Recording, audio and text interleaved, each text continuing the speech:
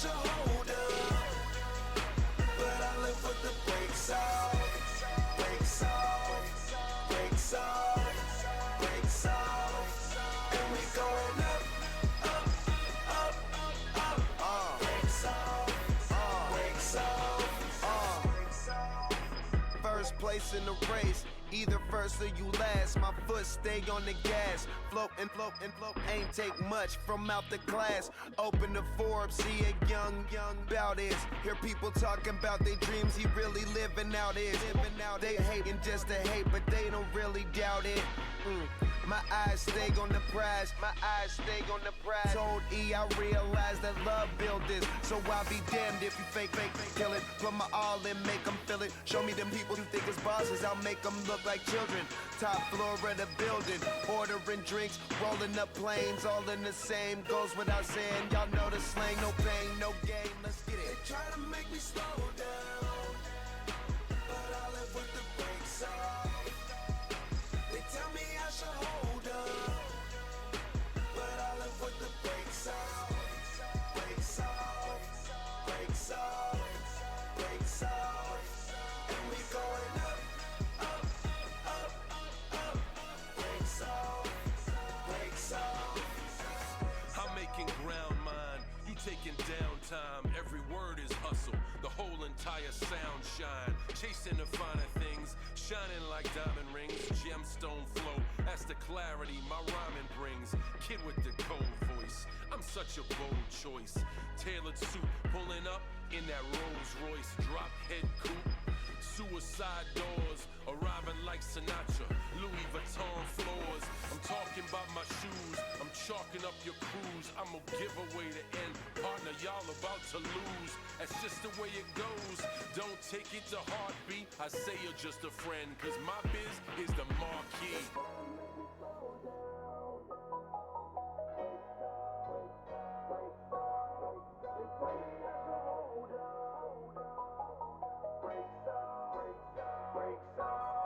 They try to make me slow down, brakes off, brakes off, brakes off.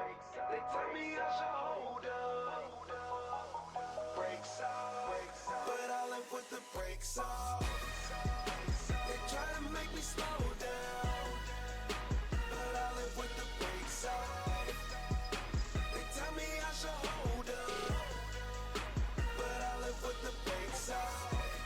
Brakes off, brakes off, brakes off, and we going up, up, up, up, up, brakes off, brakes off, brakes off.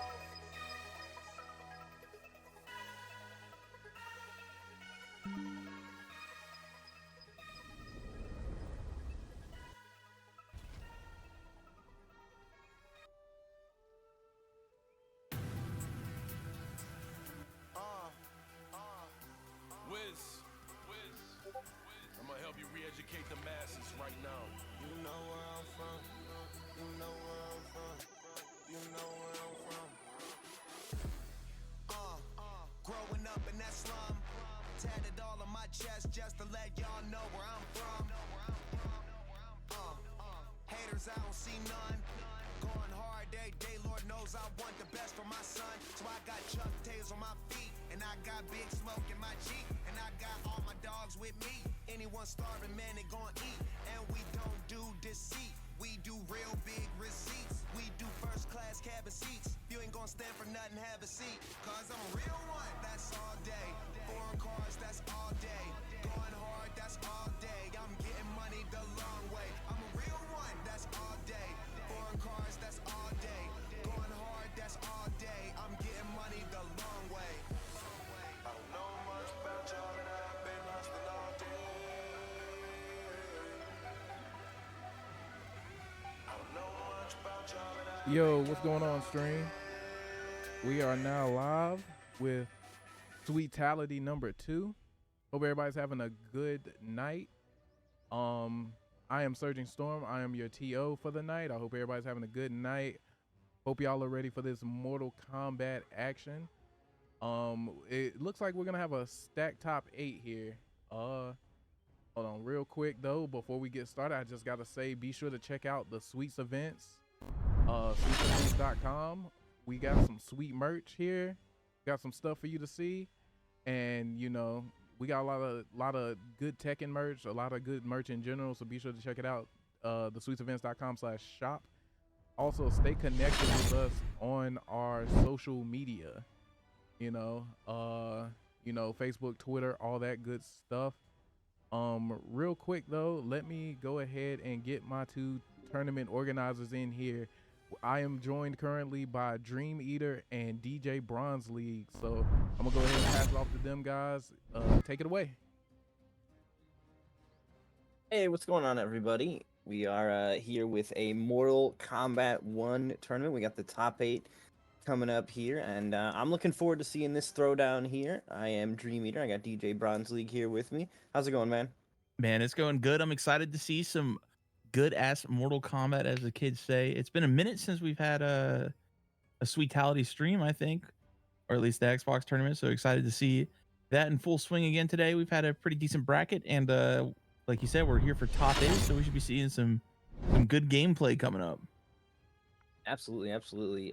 Looking forward to taking a look and seeing how the Xbox competitions up stacking up with a couple of fresh faces on this side of things. I believe we've got I'm Big Daddy G playing here tonight. So he's a face that we haven't really seen on the Xbox side of things. I'm going to be interested to see how it kind of stacks up with some of our familiar regulars such as Isaiah, as well as Hello Larry in there. Although Hello Larry is on the PlayStation side of things as well, so there's a very likely possibility that we have seen those two sort of match up before. And Shura Ryu Payne's in there as well, another really, really talented player who is just, if there's a bracket, his name's in it. You got to be careful.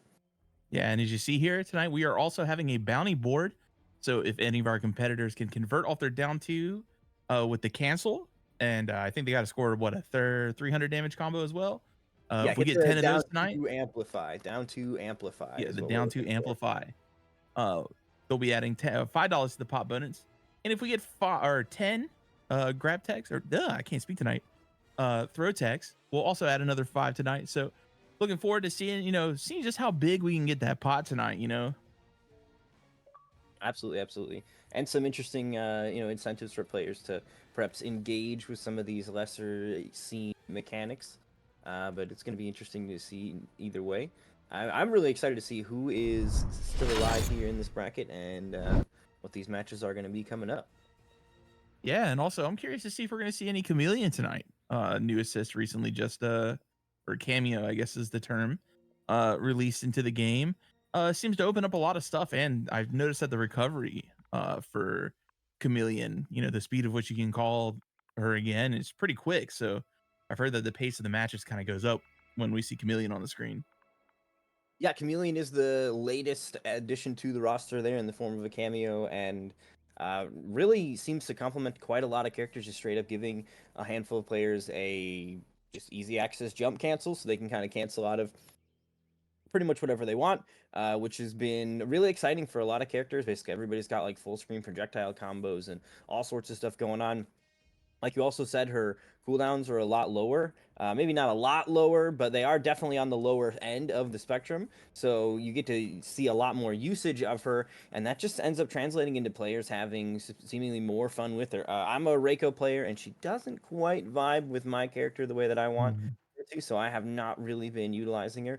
But honestly, with the 3 different versions of her, I might have just not been able to tap into the actual thing that I really want to look for or could maybe find with her, just in the little bit of experimentation that I had with her. But I'm a big Tremor fan, so Trevor all day. Let's go.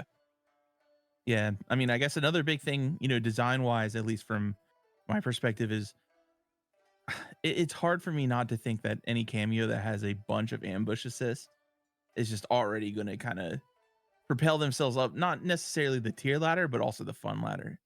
Man, just being able to do something and then have somebody cover your back, or like you said, the jump cancels, like just kind of a whole new angle that no other cameo can bring you.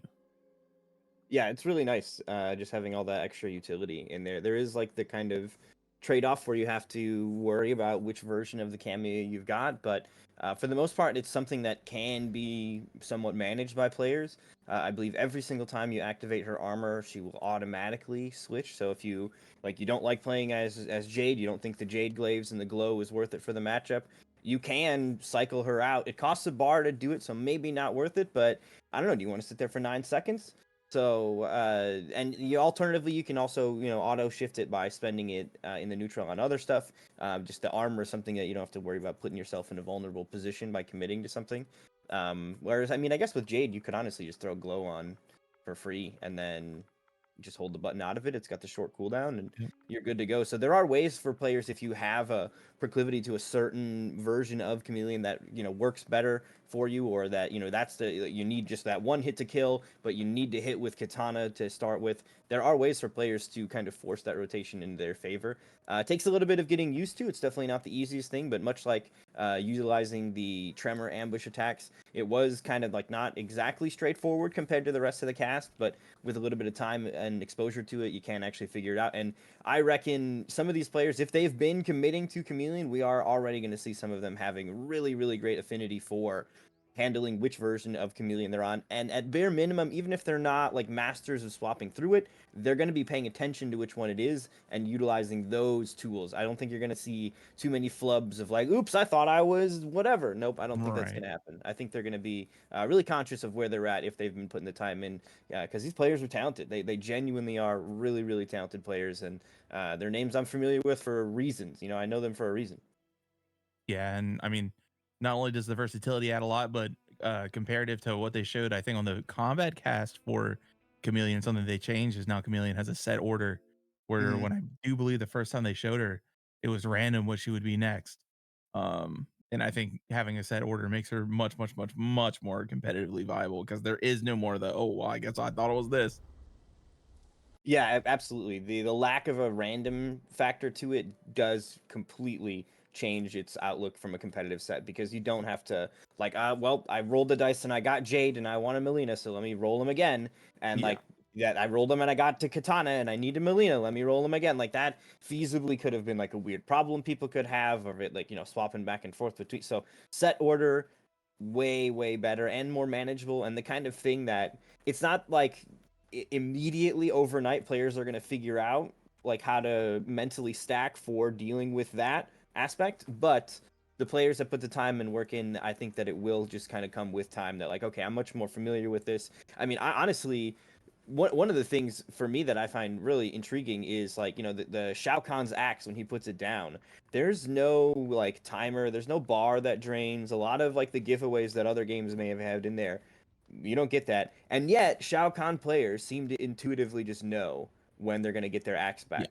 Some of them are really, really good at just knowing. And I think it's because, like, whatever the duration is, I don't think they're getting their stopwatches out and, like, tapping it real quick like it's a chess match. Okay, put that down. Let's go. Nope, they are ready and they just got like a rhythm. They've gotten accustomed to it. They kind of know when it's going to come back. And I think the same thing will happen for Chameleon. People are going to get used to, okay, I just swapped. I got, 9 seconds, 8 seconds, whatever. And they are just going to have like a regular affinity for knowing like just about when that 9 seconds is. And they're going to regularly be on the right side of it when they're looking to make the move with the cameo.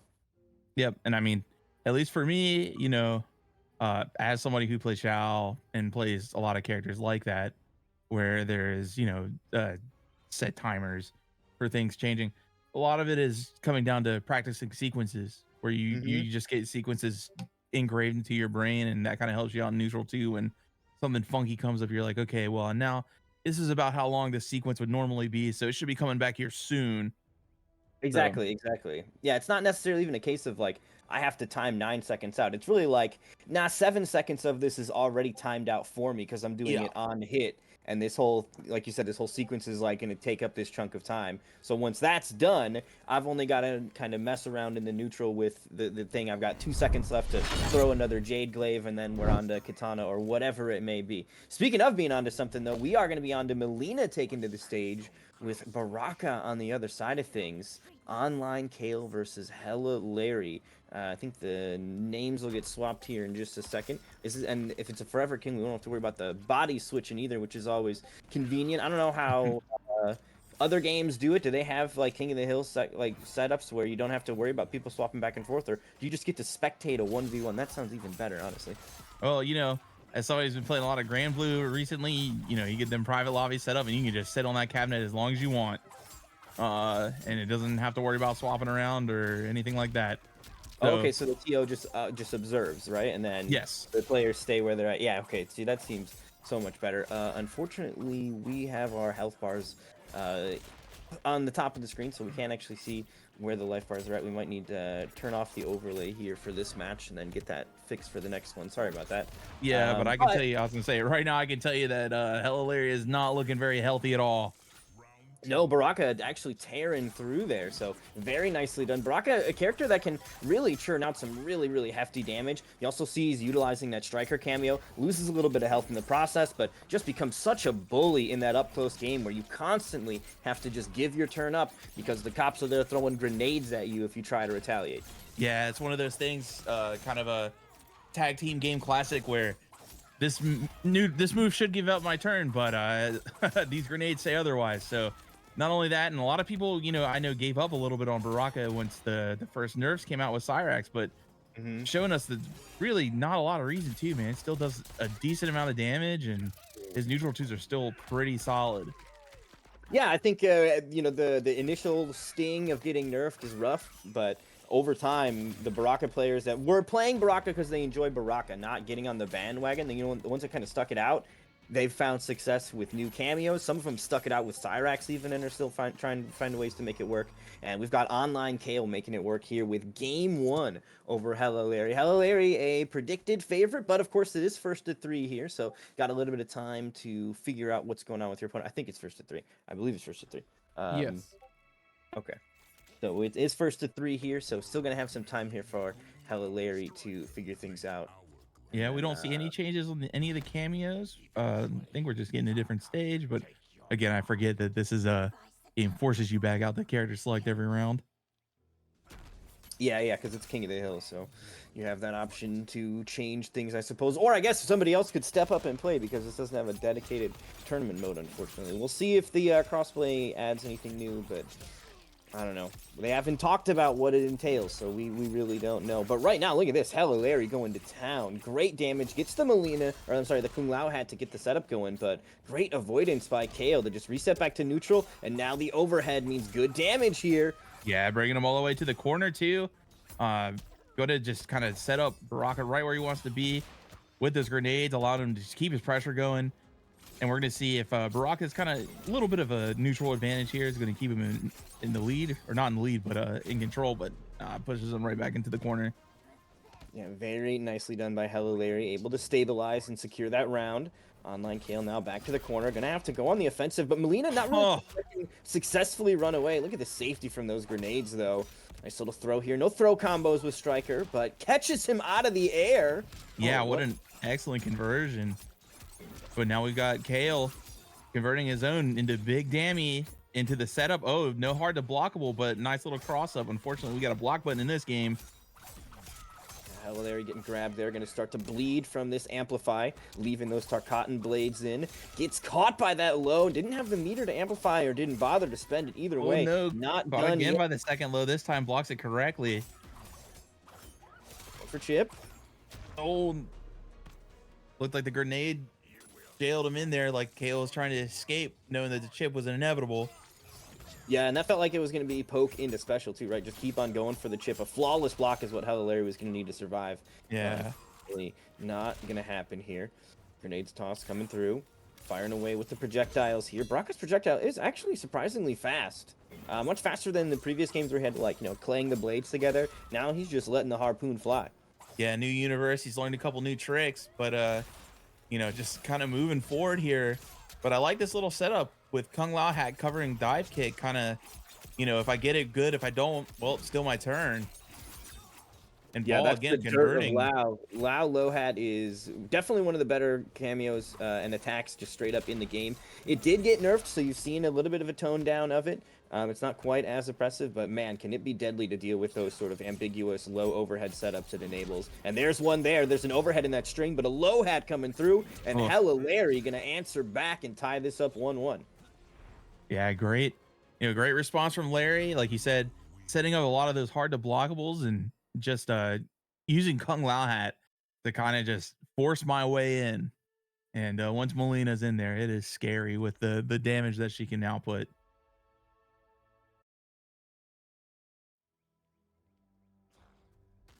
All right, so will there be any shifts here from Baraka? I have seen Baraka players use a handful of other cameos, but I'll be honest, this game has been really back and forth, so I'm not seeing any dire need for either players to make a big shift. So no shock here that Striker is going to continue to be the assist here from Kale as we move now into Game 3. The momentum, however, on Larry's side. Let's see if he can maintain it. Oh, awful start, though. Kale going to catch those toesies wide open, and he was ready for it, too, with that Amplify. Going to take a clean 30% and keep the pressure going. Yeah, is there a particular reason that maybe Kale is getting mixed up by, or I'm sorry, that Larry's getting mixed up by that low? Is there some kind of overhead option he could pull out there? No, it doesn't have an overhead to it. It is just like it goes mid into low kind of really quickly. So I think he was trying to maybe space away from it and got caught there. But yeah, it doesn't have a mix-up. The mix-up would be the kind of follow-ups from it. And then there's like that leaping overhead that he has, but that's not like a a true mix-up in itself because it starts off with that mid. It's so.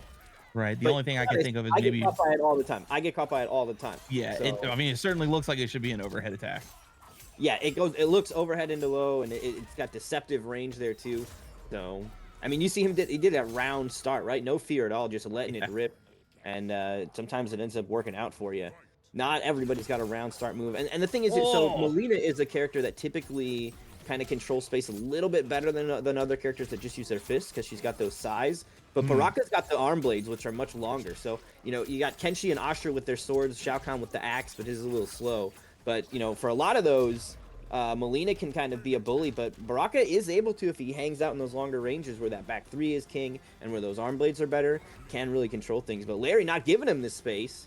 Yeah, goodness gracious. Number 2. That was quick. Kale got the first round in that game, and just immediately Larry answered back.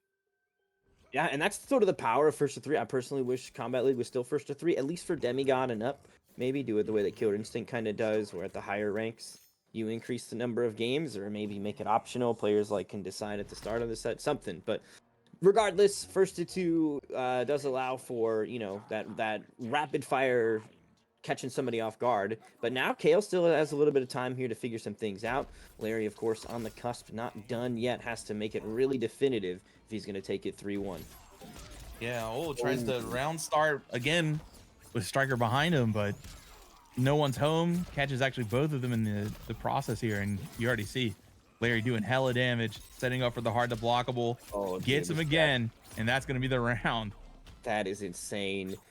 I gotta say, Kale, I think, did that in game 1. And his openings in the rounds have been some of the craziest. I mean, it's Baraka player life, right? You just kind of let it rip. And Larry not having it. This time around, definitely saw it coming and dealt with it accordingly. Yeah, and again, you just see the power of the Striker grenades just coming out and saving Kale 2 separate occasions here today.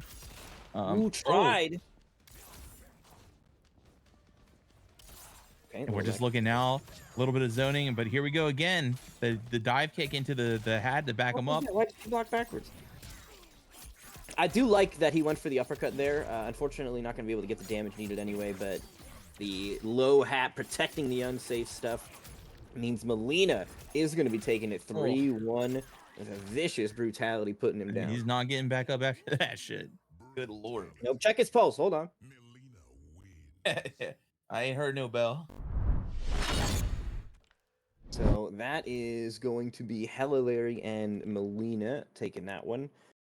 We are going to go ahead and get those health bars lowered and make sure the lobby is a forever king so we don't have to bounce our eyes back and forth on who is who and the names back and forth for this next one as we get into our next set. I actually don't know who the next set is going to be, though, so mystery guest about to appear on our screen here. The next match is going to be S. Ryu Pains versus M. Isaiah. Ooh, okay. So Shiryu Pain versus M. Isaiah. That is going to be Ooh, okay. a exciting match here. I'm looking forward to seeing that one. So Shiryu Pain, the history with him, at least within the brackets that I've seen him playing, which has been quite a few on the Xbox side of things, loves to do the cheap stuff, the dirty stuff, the Oh, I'm just going to okay. chip you to death with Raiden stuff. He's also got, I believe, a pretty solid Lao in there as well. So it's not just a one-trick pony, but not ashamed to just kind of melt your life bar via that chip route. So going to be interesting to see how that fares up against Isaiah, who has been traditionally a Natara player. Natara player kind of throughout the game's lifespan seen as not necessarily the greatest, right? You know, everybody was like, okay, good damage, but very fragile. And now the mix-up potential apparently that Chameleon's bringing to the table. I don't know if Isaiah's been using it, but there is a very real possibility we could see some Chameleon Natara stuff, which word on the street is that stuff is insane. I look forward to seeing that as a connoisseur of filthy games. I always love seeing people bring the dirt. Anytime you can just bring out the nasty, shit that makes your opponent want to unplug the game. I love to see it, especially in a tournament setting, because you know, people play with their hearts sometime, and seeing people get their hearts ripped out in front of them mid tournament is something special, man. It's something else. And in Mortal Kombat, it may be literal. May That heart. actual happen, yeah. And Natara is one of those characters that can just steamroll you if you make the wrong decision, like twice. I mean, you block wrong like twice. It's 40% on 40%, and then you are a throwaway from death. So that is a really devastating just combo that they've got there. And when you're including all the flight cancels now with Chameleon on the board with now an extra jump cancel, which the jump cancel works when you're airborne, oddly enough. I don't understand the science behind it, but you can do it. I was playing Rico and I was doing air string jump cancel into another air string for silly damage. Not good enough to make it worth playing, but I mean, point being, there's definitely some like intriguing options with that jump cancel, even for a character that's already airborne, to potentially start going into some extra stuff.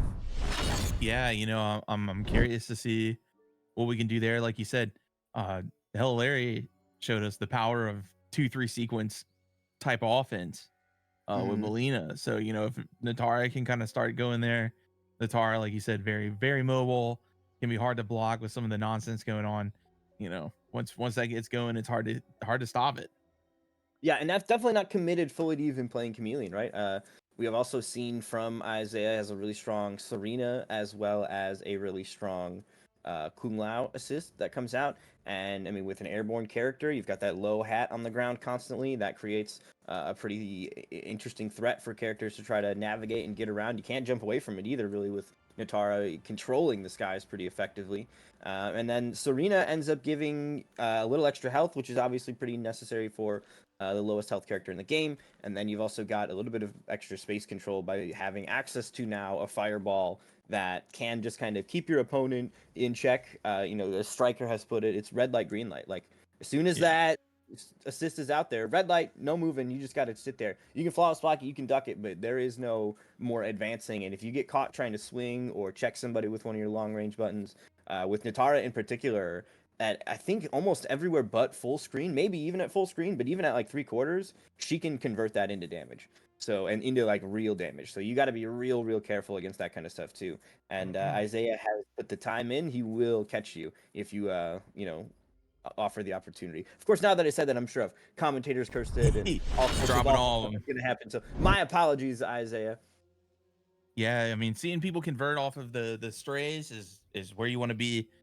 And speaking of converting, you can convert your style into something extra with these Team Sweet events, merch store drops. Rep your favorite character, especially with Tekken coming out soon. The hats, the bags, the pins. We even got some hoodies because I know, you got to get ready for next winter too. Yeah, it is cold. It is cold. Some hoodies would be nice. I might have to snag one of those. Warming up. Oh, look at this though. We got our competitors ready to throw down. Shiryu Pain is here. Player one side, he is rocking the Kung Lao out of the gates, perhaps. And then, of course, we've got Isaiah here on the player 2 side with that Nitara. Yeah, I'm excited to see this. Like you said, um, I just want to see this Natara offense get running. That's got me excited. I want to see some damage.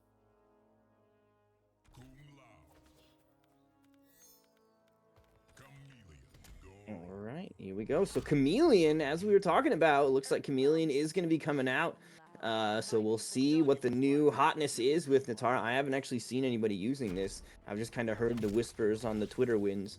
So we'll see how it actually looks in action. Sure, Ryu Pain, of course, going with the classic Lao Goro combo. Enemies in the previous timeline, but here they seem to get along just fine as one of the more annoying duos to deal with. 30% armored launcher safe on block. What the fuck are you doing? Yeah, and I kind of respect for NRS just being like, you know what, that can rock. We'll figure it out if it's too much. But man, all right, Natara already kind of using that mobility to get out of a bad situation, get the buff going, and here we go. Oh my god. Yeah, go ahead, block that. That character. All right, shades of wild. marble here. All right, what's the mix? Ooh, draining as well with that blood stance. See usage of all 3 of the sisters here, are the versions of Chameleon. Into the flight throw. cancel stuff's funny. I like this. Ooh. I mean, this character's mobility is just insane. When is it your turn? When am I supposed to go? It is very, like, Marvel-y, like all these flight cancels and stuff. And the thing is in Marvel, everybody else is also playing Marvel. Lao doesn't have that shit at all. Yeah, and it's really because it's funny, you know, coming from somebody who plays a lot of these, you know, anime type games or versus games. Like the flight cancel stuff looks slow, but man, I know as soon as you're in the game and you see that flight cancel shit, you're like, and you start freezing up, man. It's just like playing against like BB Tag Aegis or something like that. Yeah, it is. It can be overwhelming at times, and it takes a little bit of getting used to. Okay, here we go. Some good damage in the corner. Was able to get the jump, and it's Natara doing air damage. Up, down.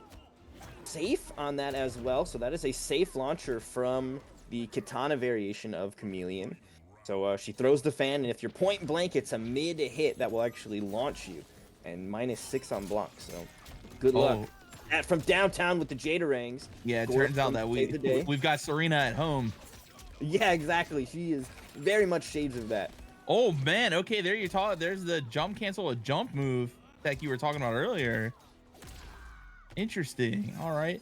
And I do believe also, even though we may not see it right now, Molina also gives everybody like a 16 frame launching overhead. So if you know slow like overhead was something 18, but yeah, it's 18 frames double hitting overhead, and it's got like enough pushback on it too that it's not like as unsafe as you would think.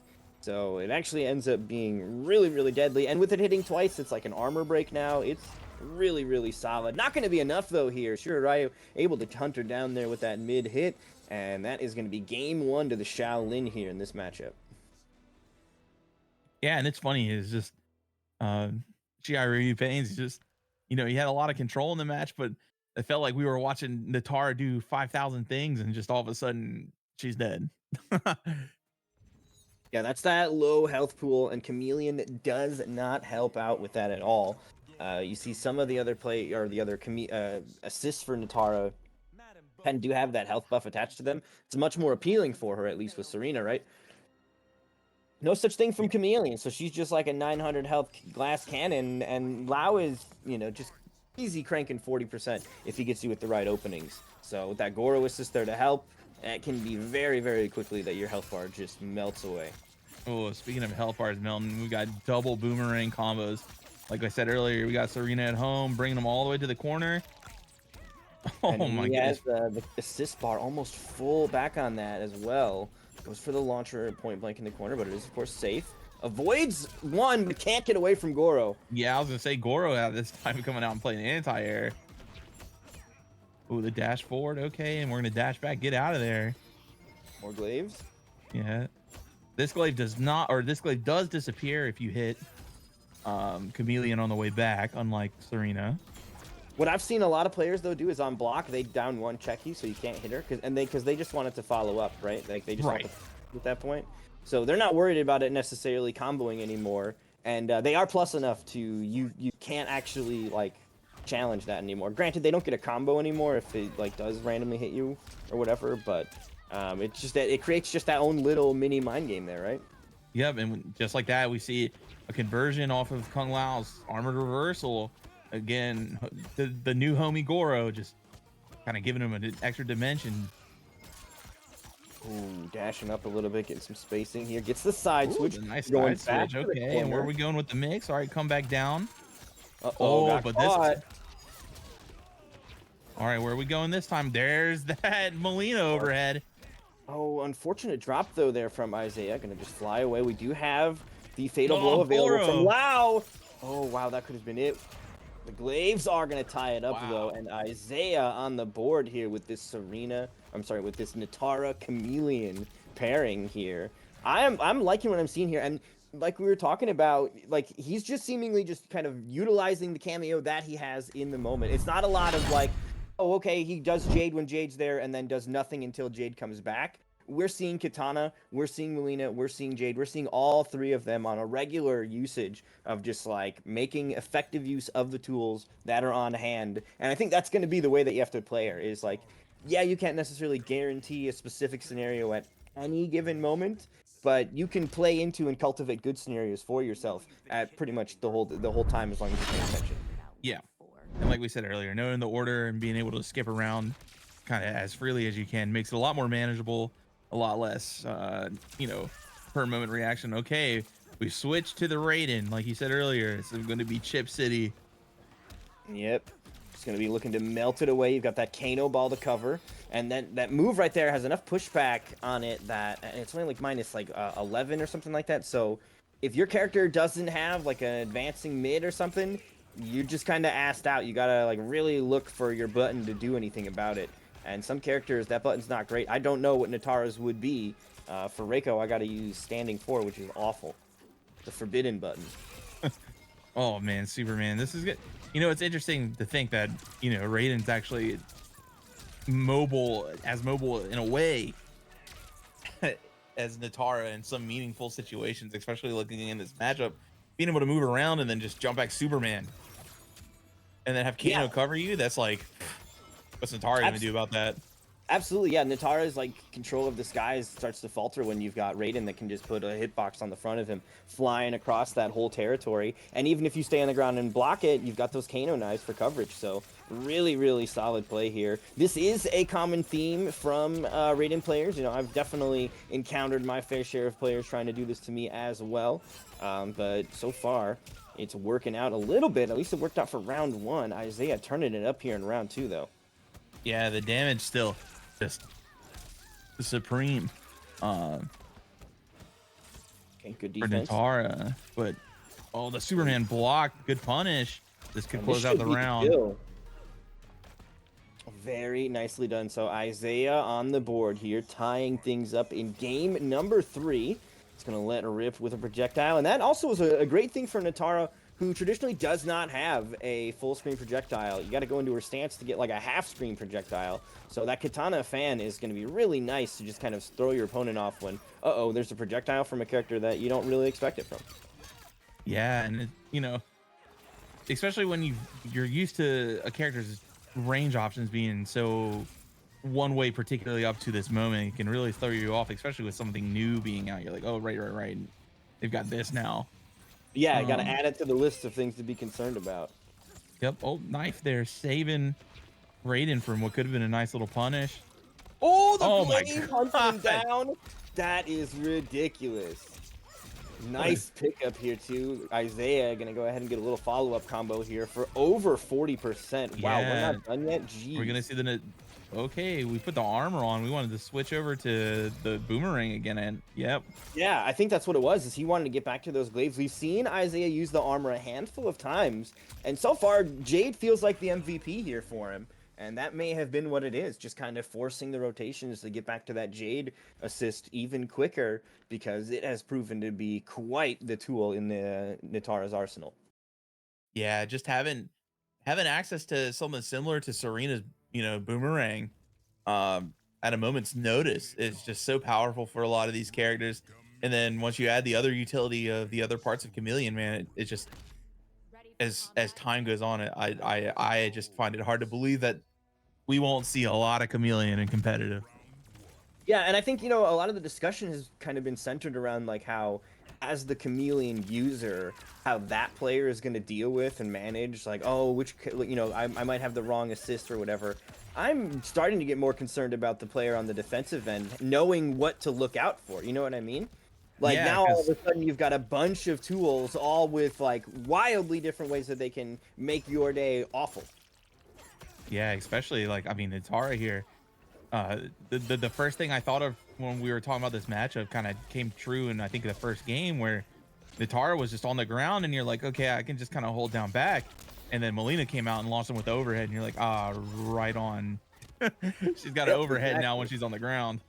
Yeah, now there's like that extra bonus threat where she didn't typically have one you had to worry about. Now Melina's bringing out that double hit and overhead, which also, by the way, will go through like that Lao armor even, right? So, Yeah. Oh, the reversal ooh, spit. reversal Okay. punish. I like that. That was a punish as well. So that move is going to be fast enough and go far enough. Obviously not going to be the greatest punish, just like in like the earlier parts of the health bar, but when it's for the kill, by Hey, all we take means, those all take day. it. Yeah, absolutely. All right, here we go. Yeah, I was gonna say we checked the cannonball, interestingly enough, but did not get raided in the process. So he's still gonna be doing his thing here, taking our life slowly but surely. Yeah, I feel like Isaiah has not actually gotten hit very many times, but he's still at like 8 or 20% life bar. That is Yeah. insane. Okay, the overhead cracking them open, and here it is, everybody's favorite sequence. Stop Ooh. me if you've seen this one before. Now, do keep in mind a flawless block would potentially turn that completely around, but not the easiest thing to do online. And of course, if your opponent's kind of like staggering things, those flawless blocks don't always work out. Big punish going to come here from Shiryu. Meter was spent as well, so no breaker going to be there to stop it for at least that opening 36. Ends it there. Yeah, and here we go again. Kano holding it down for him, and nice. I really just love the air dash out of there. Oh, uses the low, gets the hit. Will force the breaker as we go into our final round. All right, here's the Jade Glow. What the fuck was that? Oh, no, that was the armor to swap them. And unfortunately going to get caught doing it. And that is going to be a game 5 here. Yeah, this has been an awesome set. Now we're going to see just what these players can clutch out. Will we see, you know, any adjustments now from the Natara player? Yeah, Will I'm we curious. see anything different than Chameleon? Yeah, that's what I'm curious about. Does Chameleon get to stay on the roster here for Isaiah, or is he going to go back to something that he's definitely got more familiarity with, right? Because, you know, this character's only been out for about a week, but it looks like he's going to be locking it in here, and Chameleon will stay on the team as we move now into game number 5. Raiden locked in here for Shiryu, and we'll see who's going to win, the Lightning Lad or the Bat Lady. Yeah, Miss Megan Fox and her toe thumbs, or the Earth Realm's new champ. All right, here we go. All right, just kind of spacing it out, but here we go. I love seeing the boomerang, you know, just allows Natara a lot of space control. Oh, good reversal to get out of that setup. Nice throw. All right, here we go. Forces out the breaker. But now we're just going to go back to space. Oh my God, Superman to the corner overhead catches him sleeping. Oh, okay. Both of these health bars about even here, though. A little bit like 10% more on Shiraryu's, but of course we've seen what can happen if either one of them catch the other. The damage and that big uppercut's going to even things up as well. Oh, here. yeah. Fatal Blow now available here for Isaiah. Now Natara, as it comes from the sky, so there's a little bit of a telegraph to it. Oh no, too far away off that. That's tough. I That could have hate been the to block a kill. move like that and just not be able to punish it, man. Ooh, Oh, that's- excellent jump over EX dive kick. That's going to take it round 1. Good stuff, Messiah. Very nicely done there. I like just paying attention to that. The other thing too, you know, Raiden's Fireball actually has a little bit of startup to it and recovery. So if he does it at those wrong ranges, Isaiah's going to make him pay. But now we're in a bit of trouble. We're getting close to the corner. Raiden's about to, like you said, he's not going to hit us very much, but we are going to start losing our life bar here. All right, nice little electric fly. The Kano knives keeping it, pushing him toward the corner here. Flow comes out. There's Man, more. we really went coast to Static. coast, huh? Yeah, dude, the counter carry on some of these characters is wild. Johnny and Raiden in particular are like, what do you mean mid-screen B&B? I'm never there. Oh, the corner. Yeah, I was going to say, you got to force out the switch there. Oh, who did he kick? Is that Kano? That Yeah, just we took... kicked Kano. Oh, what And is this is this? going to go in a Okay. fatal blow as well. Just going to go ahead and tack some cash extra out. damage here. Now, it is Kano health, right? So 50 already gone just from character select. Obviously not dead here, but this is going to be close. Oh, wait, Wait, hold on. ain't no way, right? Oh, okay. Oh, no. Now, could he chip him out? Not Oh, quite. the Jade. Flames will The go for it. Jade. What are you going to do? Limited options, and Isaiah closes it out, locking in with Chameleon all the way to the end. Very nicely done. Oh, man, what a match. That was awesome. Yeah, that was a great one. I really like that we got to see Chameleon on display here. Not necessarily something that I've ran into a ton of online, and that's just kind of the nature of it, you know. New character does not mean everybody's just going to play it, even though she's really strong. So that is kind of the first time I've seen it with paired with Nitara in particular, and that was really impressive and exciting to see the way that Isaiah was able to take advantage of not just like one particular tool. We saw a lot of the glaives, but we were seeing overall a lot of good stuff in general from the ball roll, from the katana fans, from the lift, all of it. Yeah, and then the last, almost like a like some kind of anime fight. The last second reminding us, oh yeah, I can do this too. Busting out the Jade Glow to kind of just limit a lot of the options. Yeah, those And Kano knives and any of the fireballs and everything, those are now off the table. And that's the kind of thing, even with that, like that electric fly into the Kano knives, Jade can kind of deny that, means of getting in and catching people off guard that Raiden players really like to lean on. I think, the good players will abandon that very quickly if they see it starting to not work. But sometimes you really just got to foil that plan one time, and the cash out on that alone can be enough to turn the tide.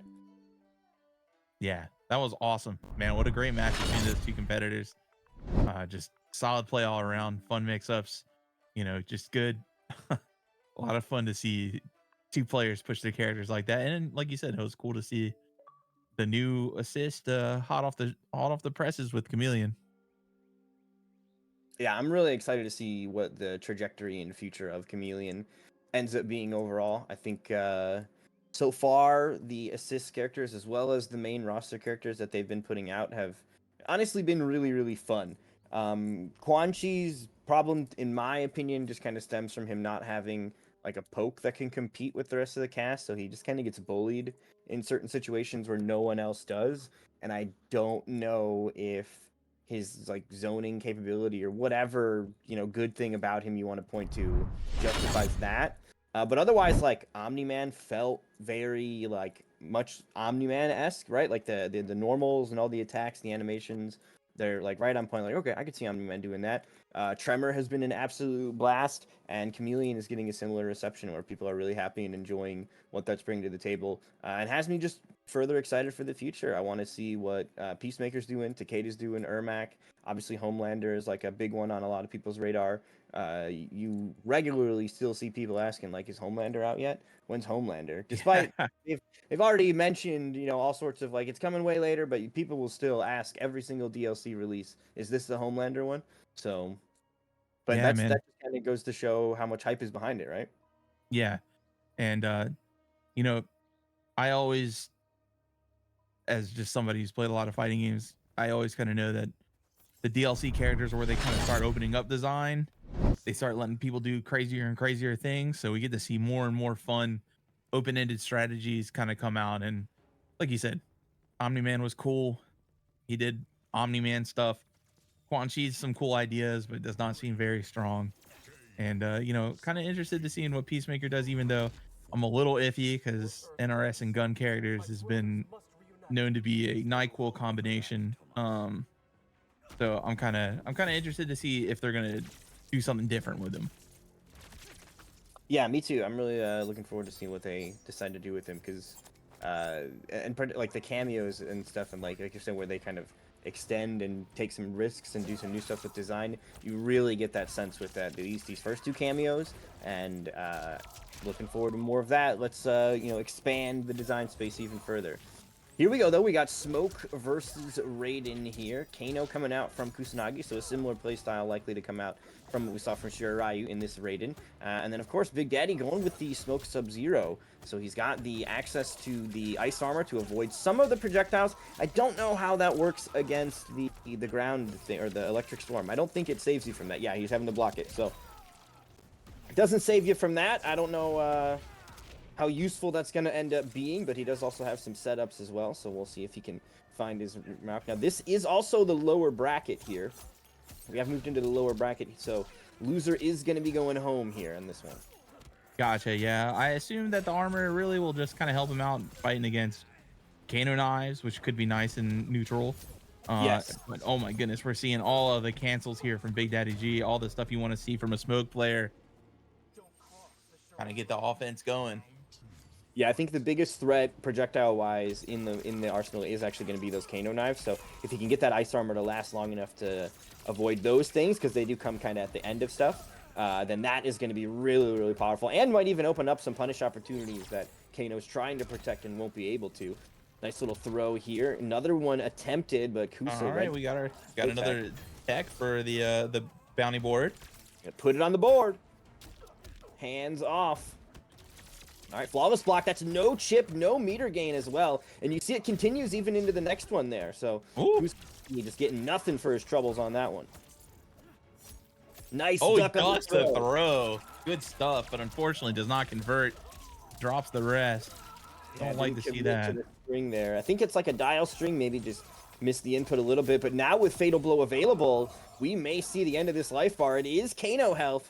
So 50 already gone. The mashing, I think, is going to matter as Big Daddy G looks to close this one out for the Lin Kuei. Or the Shirai Ryu, I guess, now, right? He's changed affiliation. Not enough. Ooh, he got full screen, though. Maybe that's what he wants. Oh, no. He got hit out of it. Oh, he catches him low with the smoke teleport. With the pixel life. My goodness. That's gonna wrap it up. Game 1 for Big Daddy G. That's got to feel tough for Kusa, man. Yeah, that one was real close. I think for Kusa, what he's gonna want to do is just look at it as like close means I can get him on the next one, right? Try to look for the things that went right, amplify those, kind of clean up a couple of the spaces where Big Daddy G was able to sneak out. And Big Daddy G also, can't get too complacent on this victory. He got out of that one, but does need to make sure that he keeps playing it tight, so that he can maintain this momentum if that is indeed his plan.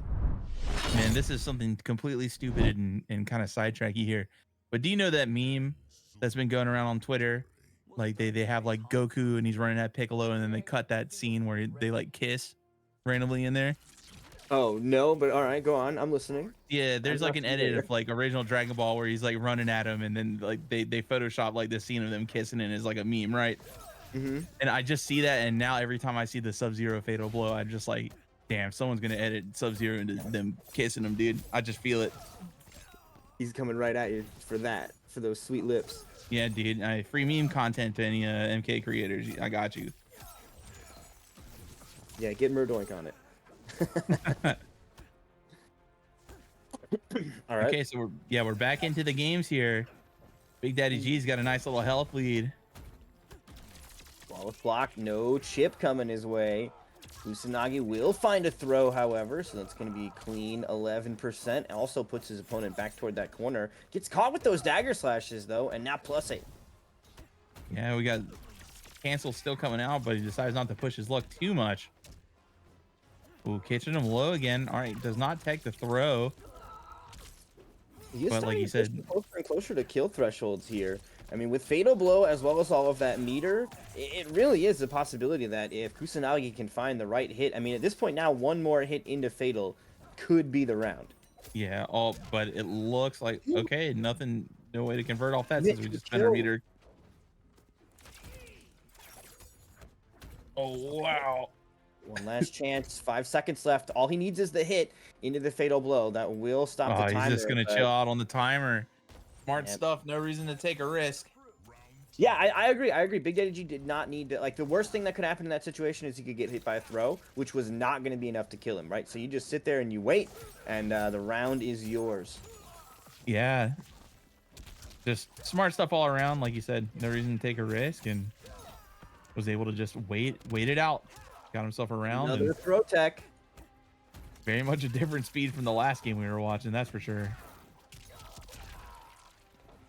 All right, Kusa trying to get in there. That armor, though, from Smoke, I think that is in contention for some of the best armor in the game. Ashra is, I think, the best, but the fact that it's got an invisibility attached to it, that move is ridiculously good. Yeah, and it just gets you out of there too, man. Side switch everything. Hard not to like it. Ooh, beautiful neutral jump there by BDG, and this might actually be the end. He's got the meter to spend on one of those amplified teleports, and that will be just enough. 3, 6, 9, and 2 games on the board here now for Smoke. Yeah, just an impressive conversion there off the neutral jump. Kind of sniffing out what Kusa was planning, and now we've got potential 3-0 coming up. But let's see if Kusa can, slow it down, figure out what was going wrong, or maybe if there's a character change or assist change they want to pull out here. Let's see if they can find their footing and turn things around.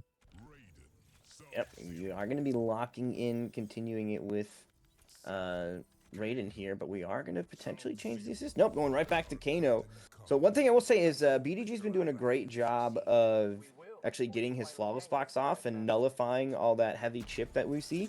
So I think if you're able to do that to a Raiden player, like reliably start flawless blocking them, that can really, really shut down a big part of their game plan. So Kusa is sticking to his guns with this. He's already kind of at a disadvantage with BG already proven that that chip is not as scary for him. Yeah. Oh, nice little teleport teleport dash forward there into the throw. And another into one. another throw. He's trying to He's get gonna- more throw techs here from Kusa. We've got 3 in the bag right now. We need to get 10 for that bounty bonus. This time he's full damage though. Yeah, or maybe he's got him, got a read that he's too scared to press anything to tech. Maybe he's trying to force out a button from him to set up the shimmy later. BDG now set point, working on a flawless victory as well. All right, forces out the breaker. Oh, Kano boy. gets hit. Carving him up. And we're going to get the invisibility set up. Yeah, what the fuck are you going to do against that? Not much. Where did he go? This is great. He's going to go into another invisibility setup. Builds a little meter in the process. Looney gonna Tunes do ass it. mixed up, brother. Where is Flawless he? Victory. That is why that armored move is so devastating. Because to deal with that, it feels like you have to challenge it. And when you challenge it, it's armored. So all you get is okay, well, I'm not gonna hit you with mix, but I'm still hitting you with 11. It's a lot. It's a lot to deal with. And in those situations, I don't even think that he could challenge it because he was doing it as setups at the end of combos. So Yeah. you just have to hold that Invisimix, and it is absolutely overwhelming. It was basically first hit, 2 mixes, GG's, shake my hand.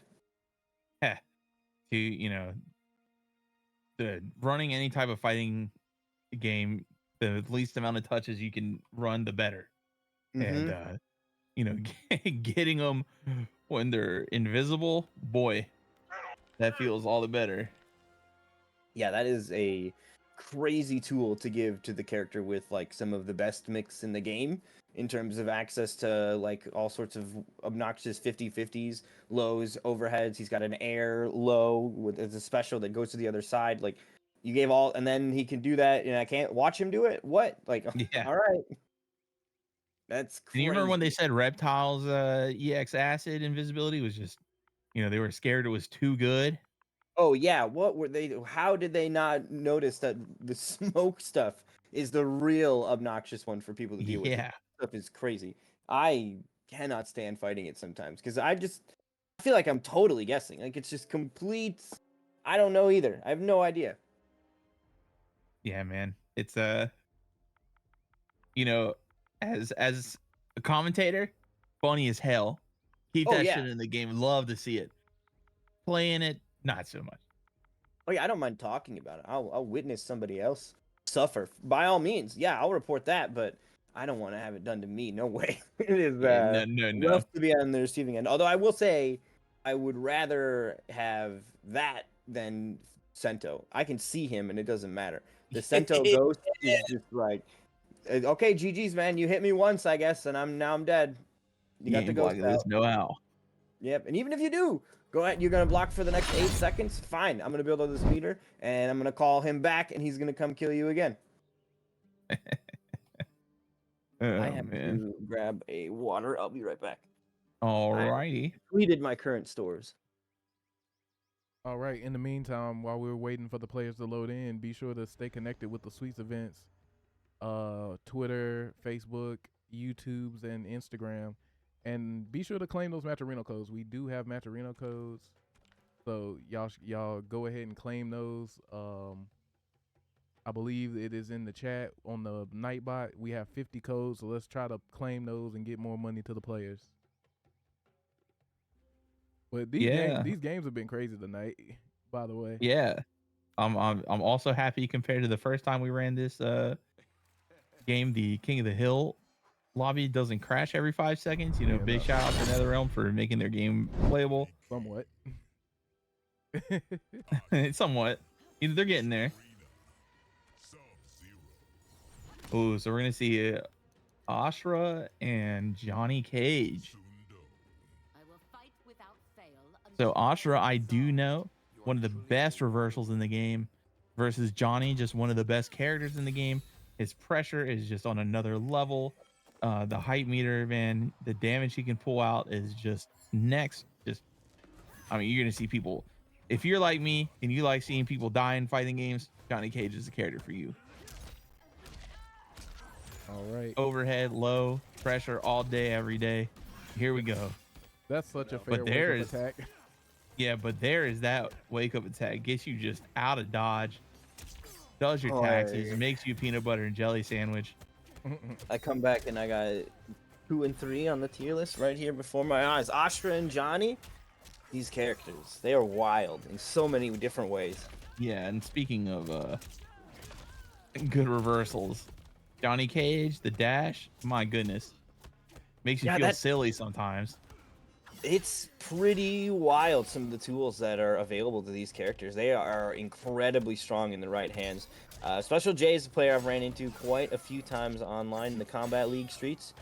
JR, a new face here, but actually doing some decent little moves here with this Ashra pick. Gets hunted down, though, by that shadow kick. Gotta be careful. Oh, he's dead. Yeah. But, I mean, it was looking like a solid first round, back and forth. Pretty even.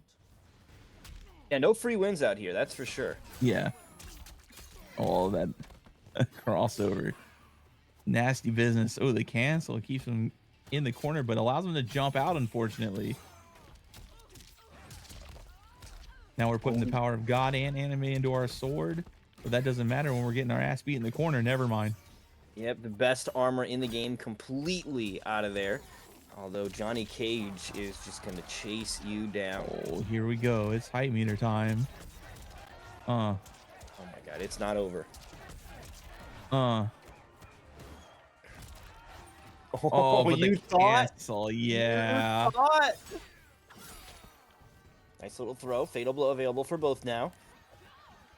Ooh, building up that hype again. He's already got almost like 60% of it back. One more of those could do it. Oh, gets the jump round kick the round, and yeah. follow up. Yep. Nicely done. What was that? That hit weird, but Special J now up 2-0 over JR. I mean, Johnny Cage is such an overwhelming force when he gets in on you. Like, even with access to probably the best armor in the game, since it's multi-hit, you can use it to like flash parry, you can use it to get completely out of there if you don't want to use it as an attack, right? Like, oh, are they blocking this? Well, I'm too far away.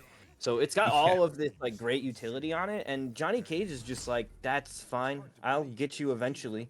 because he's just such an oppressive force when he's up close. It feels like almost every character wants to zone Johnny out. Even the other rushdown characters are like, I'll find one of my longer range normals to do this, because I do not want to be point blank with the character with the fastest parry in the game and the fastest poke. And I mean, he's definitely one of those characters that feels like just once it starts, it never fucking ends. Right? Nope. Like, he is going to just oppress you until it is next round. Yeah, it is an ordeal getting your turn back from Johnny. There are no like points where Johnny's like, oh, okay, I've done this.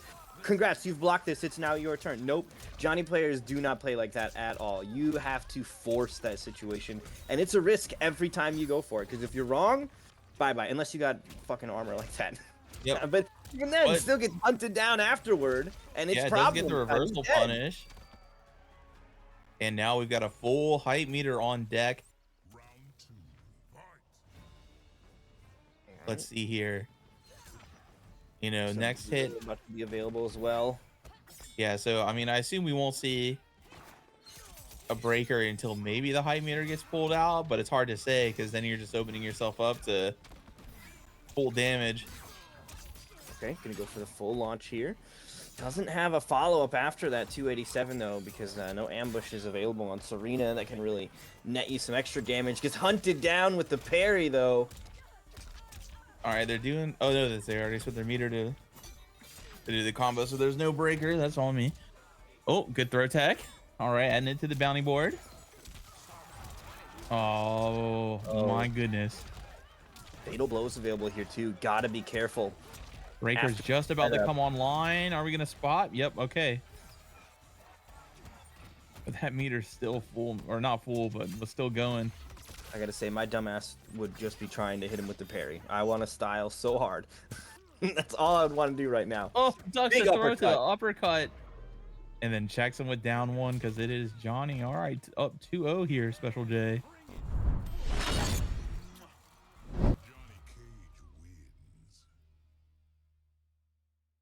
We got another tech on the board. Yeah, I thought we were at 4 as well. Yeah, there was 2 in the Kusa match, and that one would have been 4. Y'all got it. I don't remember when the first one was from, but I believe the first one was in the very first match. There was only one throw tech. okay. Yeah, I figured it was in there. I just like couldn't pinpoint, but okay. Yeah. Through face will horrify you, Cage.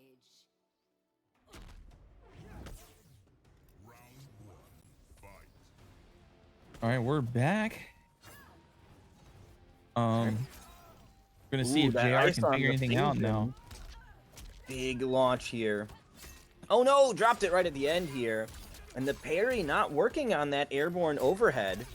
We saw Special J going for it, but it looks like that basically counts as an airborne move, so no parrying allowed.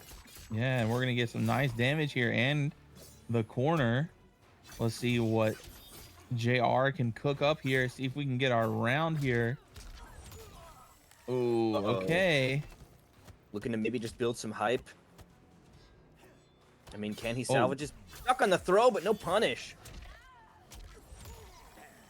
Uh-oh.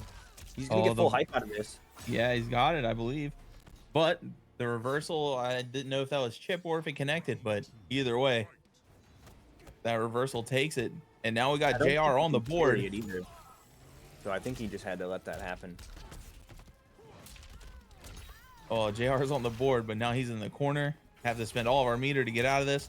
Oh, great anti-air. My goodness.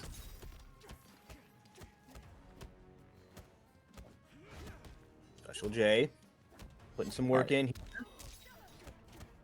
Some good patience here. Gets it. Okay, down one time to get his turn back.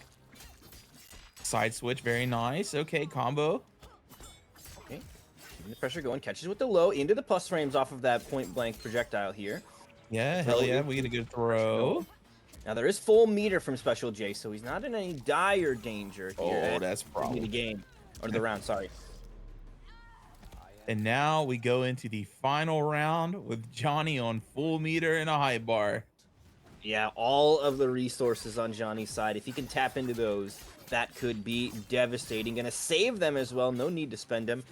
I will say JR's combo damage output hasn't been too heavy, so Special J not really feeling a reason to spend that meter to get out of trouble, because trouble doesn't seem like it's too heavy. Look at this damage. Oof. Uh-oh. Got him again when you think it's your turn, and that's going to immediately pull out of the combo breaker out of JR, but now we've managed to get through the hype meter. This should be some good damage here. I jinxed it. The commentator's curse alive and well. Fatal blow now here for Special J. Will be able to get himself out of trouble in all sorts of a variety of ways here. And of course can just combo into it too, right? Not just limited to that. Oh, he caught him out of the air, but no conversion. Uh-oh, that's death. That's got to be, right? Yeah. Oh. Boom. Have a nice day. Jesus. They ain't there no more. Oh, turned into jello. So that is going to do it for JR. He is going to, unfortunately, be knocked out of our bracket here, as that was another lower bracket round. So Special J will survive, moving on 3-0 over JR. Congratulations to him and that Johnny Cage. And I believe that's our second lower bracket match that we've seen, right? So we started with our top 8 here tonight. We are now down to our top 6. And I'm thinking we got a couple more heads to chop off here before we get to our top 4. Yeah. Is that what we're doing next, or who we killing next? Up next we have Online Kale and Big Daddy G. Ooh, okay, so that is another lower bracket match. Smoke versus Bardock. Here we go.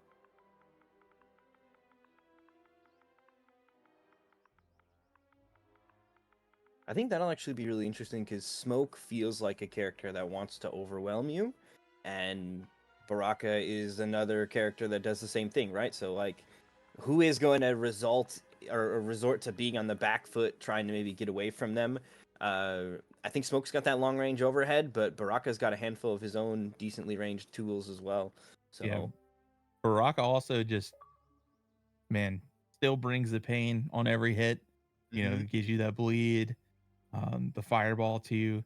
But as we saw before, Smoke all of a sudden reversal could just turn it into Looney Tunes time.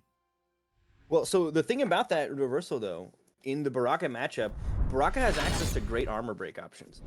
Like, Baraka is actually one of the characters that I think, you know, when BDG uses it at the end of those smoke combos with the Sub-Zero setup, I don't think you're breaking it there. But when you've knocked him down, if he's relying on that, those back threes are going to crack it open. His standing four is another, like, just quick stabs. So I think there's a real possibility that Baraka is a character that can potentially put Smoke in his place if Smoke gets a little bit overzealous with those armored options.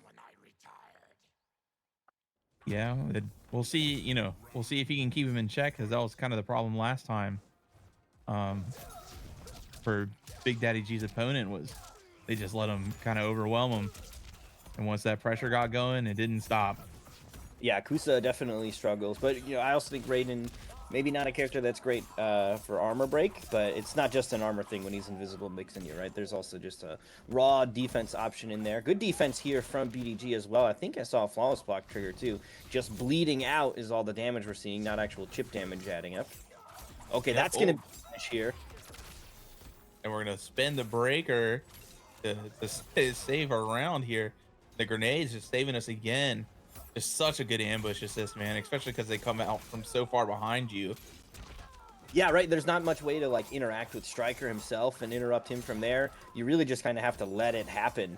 And a character like Smoke doesn't have great options for like long range interruption either. I do like how BDG has activated that Sub-Zero armor, so he knew he could punish that blocked Blade Fury, and gonna go ahead and go for the biggest punish he can with a fatal blow coming out. This may even be enough. I'm not actually right? I mean, if he's done the math, nope, not quite. Oh, he's behind you. Womp womp. I mean, he's invisible, and you're supposed to know he's going for the air teleport low. Good luck. Good grief. All right, Oh, good finds the whip opening. punish. He's going to get the bleed going here. Not quite in the corner to be able to combo off of that. Because I've seen some Baraka players, they use the striker grenades to combo from that stab there to get like the bleed going mid combo. It actually looks really cool, decent damage, but wasn't close enough to the corner, I think, to go for it. Okay, here we go. Where are we? Oh my God, why did I go that way? Right? You got to figure it out. Because you can't even like look back and like, oh, now I see. No, you don't see. That's the problem.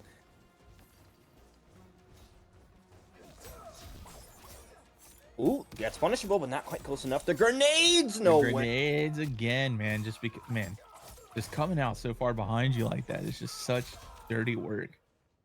That's gonna give us one round each. Just want to say real quick that this is a run back from winners round 1. Online Kale sent G to losers earlier. Ooh, okay. So interesting. So this one has history here. Do you know what the score was on that? 3-1. The previous encounter? 3-1? Okay. But yeah. The corner, taking some pressure. Nice up block, but not able to get the punish, I think, because he's invisible. I can't actually tell. I'm pretty sure. Yeah, that wasn't hitting. Here we go. Will this hit though? Oh, down one checks him. I guess maybe he was waiting for a reversal. Only to find out he was going for a down one. So this is extra chip damage because he's got that bleed on him here. Nice good throw escape, added to the board. He might be dead. Oh, grenade combo. What we got? Okay, just keep it. Oh no.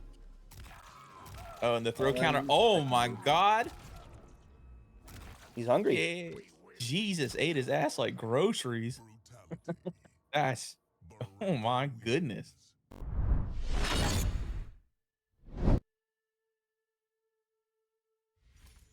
Yeah, that shit was literally me when base the goal. Nice. Very nicely done. Yeah, we would like to see it. It could get us an additional $5 to the pot for just playing the game.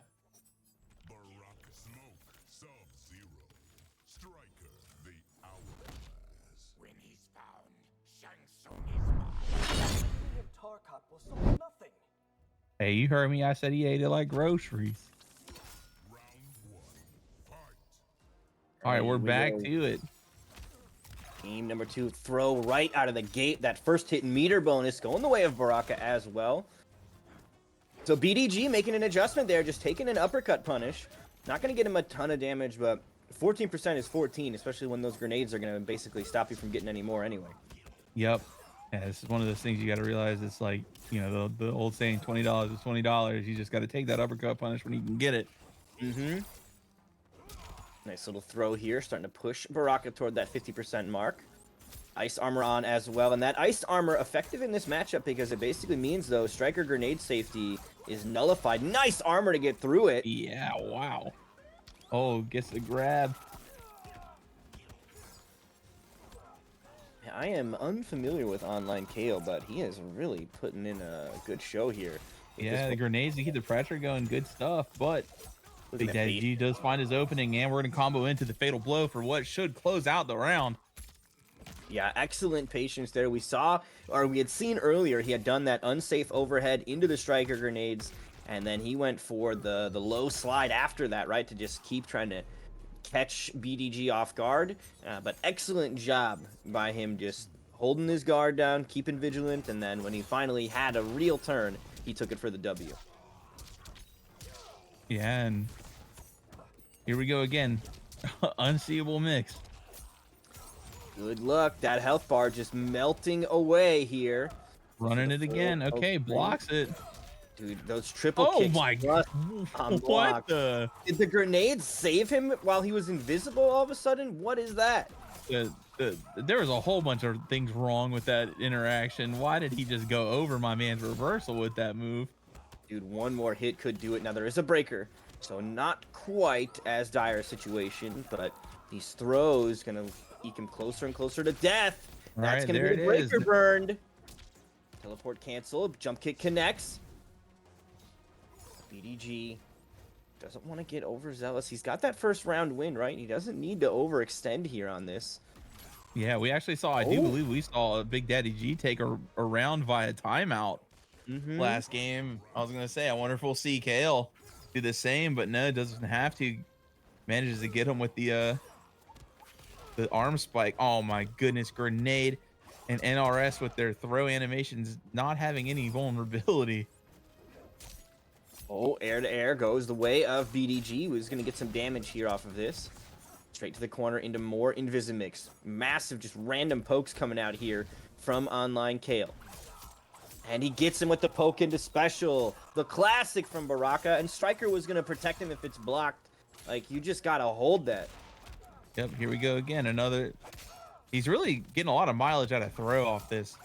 Taking the read that Big Daddy G's afraid to get shimmied. So we'll just take throws all day. 30%. Now going for some chip. Another throw. I don't think it's enough, but we are getting close to the end here as Online Kale with the Oh, shit. just beheading him for game 2. And that puts him up, too, against Big Daddy G. Yeah, really nicely done. I don't know how their previous set went, but BDG is going to need to really turn things around if he's going to have his revenge.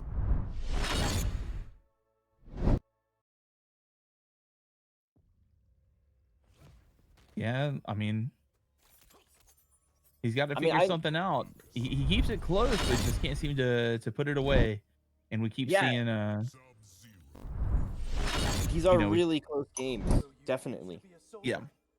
There are these like minor moments where just like a miss here, a drop there, a whiff punish that didn't happen here and there, like really could turn the tides in significant ways. So, just tighten it up. You're playing at a 9, you got to crank it to 10, and you could easily turn it around. But that is kind of what the way these games can kind of break themselves down to is, 2 good players enter, and it can be about who's just not having an off day. Yep. And I mean, we're seeing Kale too kind of open up the box of tricks. We're starting to see little spots here and there that he pulls them in. And he's getting a ton of mileage out of throw here. Continues his pressure with grenade, throws him again. He's smelling it. And I'm sure we're going to start seeing some shimmies, right? To get him either to duck throw or like that may have been him reading he was going to duck throw, but here we go. Nicely done with that neutral jump and going to go into the invisibility. I got to say, Online Kale, though, has been doing an impeccable job of blocking smoke while he's invisible. I don't know how. Maybe he's got some sort of x-ray vision or whatever, but he's seeing him and killing him. Yeah, not only is he blocking it, but he's also mixing up his reaction. We saw him do his reversal. We've seen him just mash down one. We've seen him actually correctly block. So it's kind of putting Big Daddy G on the back foot, too, because now it's like, what is he going to do against this? Not to mention, he's also been going for up blocks on the activation of the invisibility too, right? So you've already got that opening layer of like, oh, he knows I'm coming, but what is he going to do afterward, right? The grenades. I think it was Sub-Zero that got hit on that one. Oh no. Oh, and he catches him. This might be it, right? Okay, now goes for another neutral jump. Does not find its mark this time. Blocks the overhead. Plus. Okay. Okay, this time we're throwing. But we are in such low HP range. And there is almost a breaker available from Baraka, so he's not going to be really at killable. Oh, wait! Striker just got hit. You gotta go now. You gotta go now. Oh, no! All right, Baraka is now back online. But he does have the armor. Oh, triple kicks, +8. Punishable, chip damage. There he is. Oh my god. And that is going to wrap it up. Kale taking down Big Daddy G. Really, really valiant attempt there. I mean, he almost had him. That was such a huge comeback he almost made. But unfortunately, just at the end there, I think like there was like the chip avoided came up on that blocked overhead. That was intense at the end there, but Kale will close it out 3-0, so he has sent BDG home. Also double jeopardy him, right? The only player able to take him out. Yeah. Yep. BDG gonna have to consider how he wants to approach that Baraka matchup in the future, because Caleb has definitely found a weak point or a way for him to exploit something that just, takes it over. Yeah, it was a fun match to watch too, with these guys putting on a lot of good, stuff on display. Interesting use of both their, not only just like their cameos in terms of the game plan, but kind of countering what the other one wanted to do. We saw Kale really start to just throw Big Daddy G, and of course he's Striker to just kind of back up his stuff. But once we saw Kale start having a read, or like you said, he was up blocking the invisibility stuff, we really saw that kind of took a dimension out of Big Daddy G's game, and just Hmm. it allowed him to kind of, once he was on offense, it was more of like an uphill battle for G. So Yeah, that can be really unfortunate when you find, the tools that you're bringing to the table that you like to reliably go to. All of a sudden, you've encountered a player that's just got an answer for him. They innately just know where they need to be blocking defensively or whatever. Their pokes are fast enough, their timing's good enough, their character's got the range needed, whatever it may be. And that can be really detrimental if you just encounter one of those walls that you're not really looking for. But Big Daddy G, a player of immense talent, so I'm yeah. sure Oh there's going yeah. to be some lab sessions, some theory crafting on what sort of adjustments need to be made to make sure that the next Baraka that he sees, he can try to put down instead of ending up taking the L2.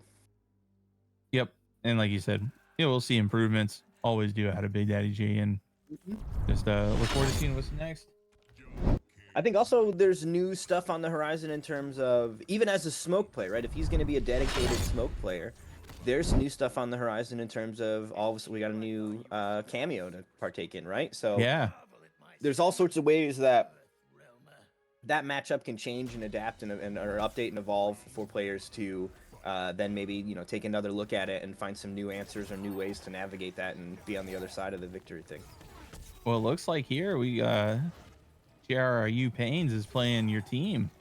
Ooh, yes, Reiko Trevor, my favorite. I think the great thing about this is you have one of the best zoners in the game, if not the best zoner in the game. And now you've got access to really good command grab damage, really good conversions. I mean, this right here, that was an anti-air hit turned into 328, so not messing around. And that was kind of a stray hit, right? So the character can crank out some bigger hits on a more dedicated, I was looking for this. And also able to dig through that ice armor with those triple hitting shurikens rather quickly. So that Sub-Zero armor is not quite as valuable against Reiko as it would be against other characters. Whoa, the crystalline armor. Boy. Now you're memeing. That shit is garbage. You see how that did nothing? Nothing, That yeah. armor is useless, dude. It is no MKX crystalline armor. No, not at all. I know, like, they were afraid of having a fiasco, but that is, in my opinion, the worst move in his arsenal, is access to that. What is this? Oh, wait, is he fully charging it? Oh, no, you can just do it. Interesting. So the knockdown there lets you do that. I don't think he'll die, though. Scaling says plus extra tremor health. Reiko's living this one. Yeah, I think the glasses also make him do minus damage. Them shits is whack. Up block. Forces to break. Honestly, this is a minor victory in Shirayu's eyes anyway. You got him off fake blow and 3 bars. And you got the round. Dude, you won it. The hat. That's all 3. Well, he's stuck with the nut punch there. And he's going in again with the armor. Yeah, the armor is useless. I don't know why he's doing that. I think he's maybe like trying to feel it out. But Johnny Cage in particular possesses strings that like you don't get. Like the armor gives you like different recovery on every hit, but it's still enough to where you can just get jailed and die. So, ooh. All right, throw gets him, and he's keeping him cornered. Oh, but EX Kunai, man, or Shuriken rather. Okay. Oh, that what? missed. That sucks. Yeah, Special J struggling a little bit here, but he's got him on the ropes anyway, health bar wise. So just one more hit could do it. But look at this big opening here for sure. Interesting ender there. My Trevor combo does 42% for 1 bar and full cameo. So whatever. People got different. he got. Oh wait, surprised. did he get him with forward 1-2 into the fatal blow on block? Because that works on block. You can jump out of it still, but it's like a little Right, it's a little guess. My favorite is 1-2 fatal blow on block. If people are crouching, we have to delete the VOD. We can't like mute this part of the thing. If people are crouching, they cannot jump. Oh You shit. cannot jump out of it. So I'm not even, in fact, you know what? We can keep the VOD because I'm not going to tell people how to get out of it. I'm just going to say that you can't jump. And if you watch my stream, I will tell you to jump because I think it's funny when people try to jump out of it and they can't. Because I hit people with that with like a 85% hit ratio. And I'm telling you now, it's a gimmick. It should be 0. But people just don't know. Hey man, that's one of those things that especially if you play a character that's not exactly super popular, a lot of that shit gets to fly. Exactly. It's just like Reiko has not been the big star of the game. He's kind of moved up the tier list in people's eyes, it would seem, as time has gone on, but definitely not like the big popular character, and people just don't encounter it enough. So I have been able to sneak one past the goalpost over Yep, and and over. here we go, comboing off the command grab this time. Oh, dude, sweeps again. Now he's using the sweeps here because Johnny's wake up parry is so good, and sweep is the only option Reiko has. So I like that he's just relying on that early. Yeah, it also kind of opens up his overhead too, which is pretty quick. He doesn't get anything off of it, but I mean, still, you sweep somebody enough, they're gonna start blocking low, and then bam, And the that thing is, fast ass if they overhead block does work.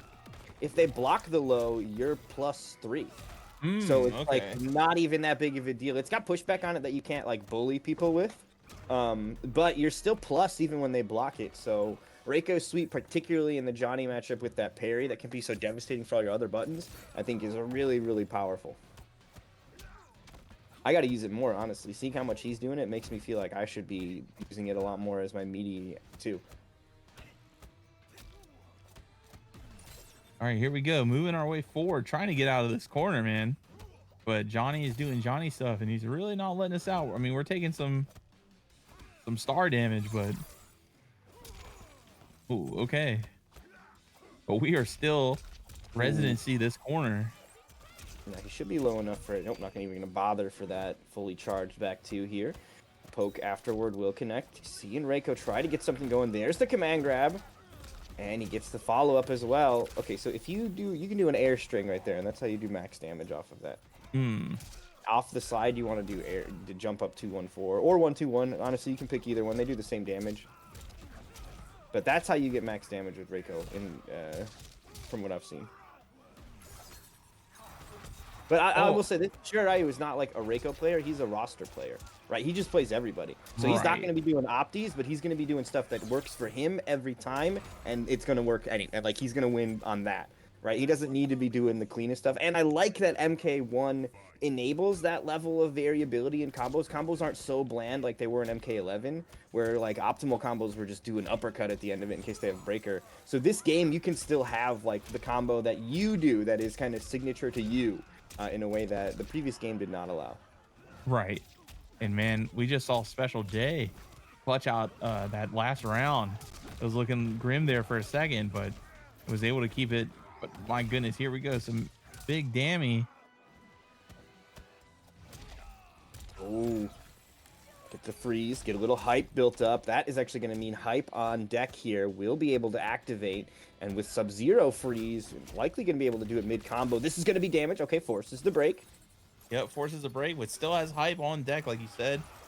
Oh, we're just going to activate it? Triple choice. shadow kick to take him to the corner. Put the armor on, and now we just got to block. Yep. Breaker's out smartly. All right, we are almost through the hype. Okay. Things are looking a little safer now.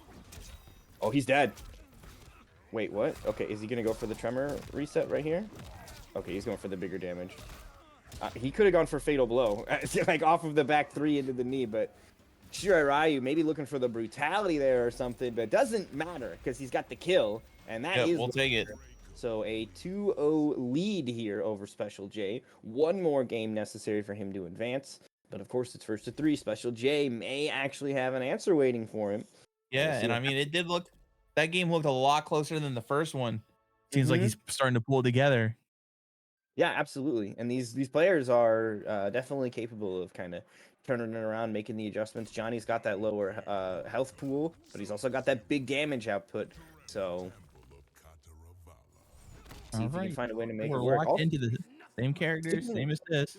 Yeah, sticking with Sub-Zero. I think Sub-Zero is a good cameo, particularly against Reiko. It does slow down the shurikens, but it doesn't like it's not as good as it would be against other characters zoning, I think still. Right. But it is a bit of an option here, so I don't necessarily loathe it. And also with the way, Shiryu is trying to play a keep away game, and right now things like striker grenades, they're just not as helpful when you're locked out. Yeah. And oh, that kick, man, such a good anti-air. Nice conversion. Oh, we're gonna spend it all. Okay. All right. Oh, gonna go for the armored, the amplified shurikens there. And that will be the round now. Set point available. And you see how much health he had left, too. Really Yeah. solid job here from Shiryu in controlling the pace. Yeah, man. Once Raiko gets the zoning going, man, he's going to chew through your life if you don't have a good option ready. And even when what I think's so cool about this character, and probably why he's shot up the tier list, man, is not only is he a good zoner, but golly, if he hits you, man, it's gonna hurt. Yeah, definitely churns out some good damage as well. It's not quite as hefty as some of the characters, but the utility of a command grab and the best projectile in the game make up for it. Yeah, and I mean, his damage is even good after they nerf the damage on something like this. Yeah, players have found ways to still make it happen. I mean, because there was a time when this character was chunking out like 60% if he hits you with that amplified command grab. I mean, right now, if Special J gets hit, he dies. Well, he's got Breaker, never mind. Right now, if he gets hit, he dies. Oh, you're dead. Ducks the shadow kick. Very nice. Like you said, I think he's dead. Oh, no, he dropped it. Oh, That was standing 3 fatal blow, GG's.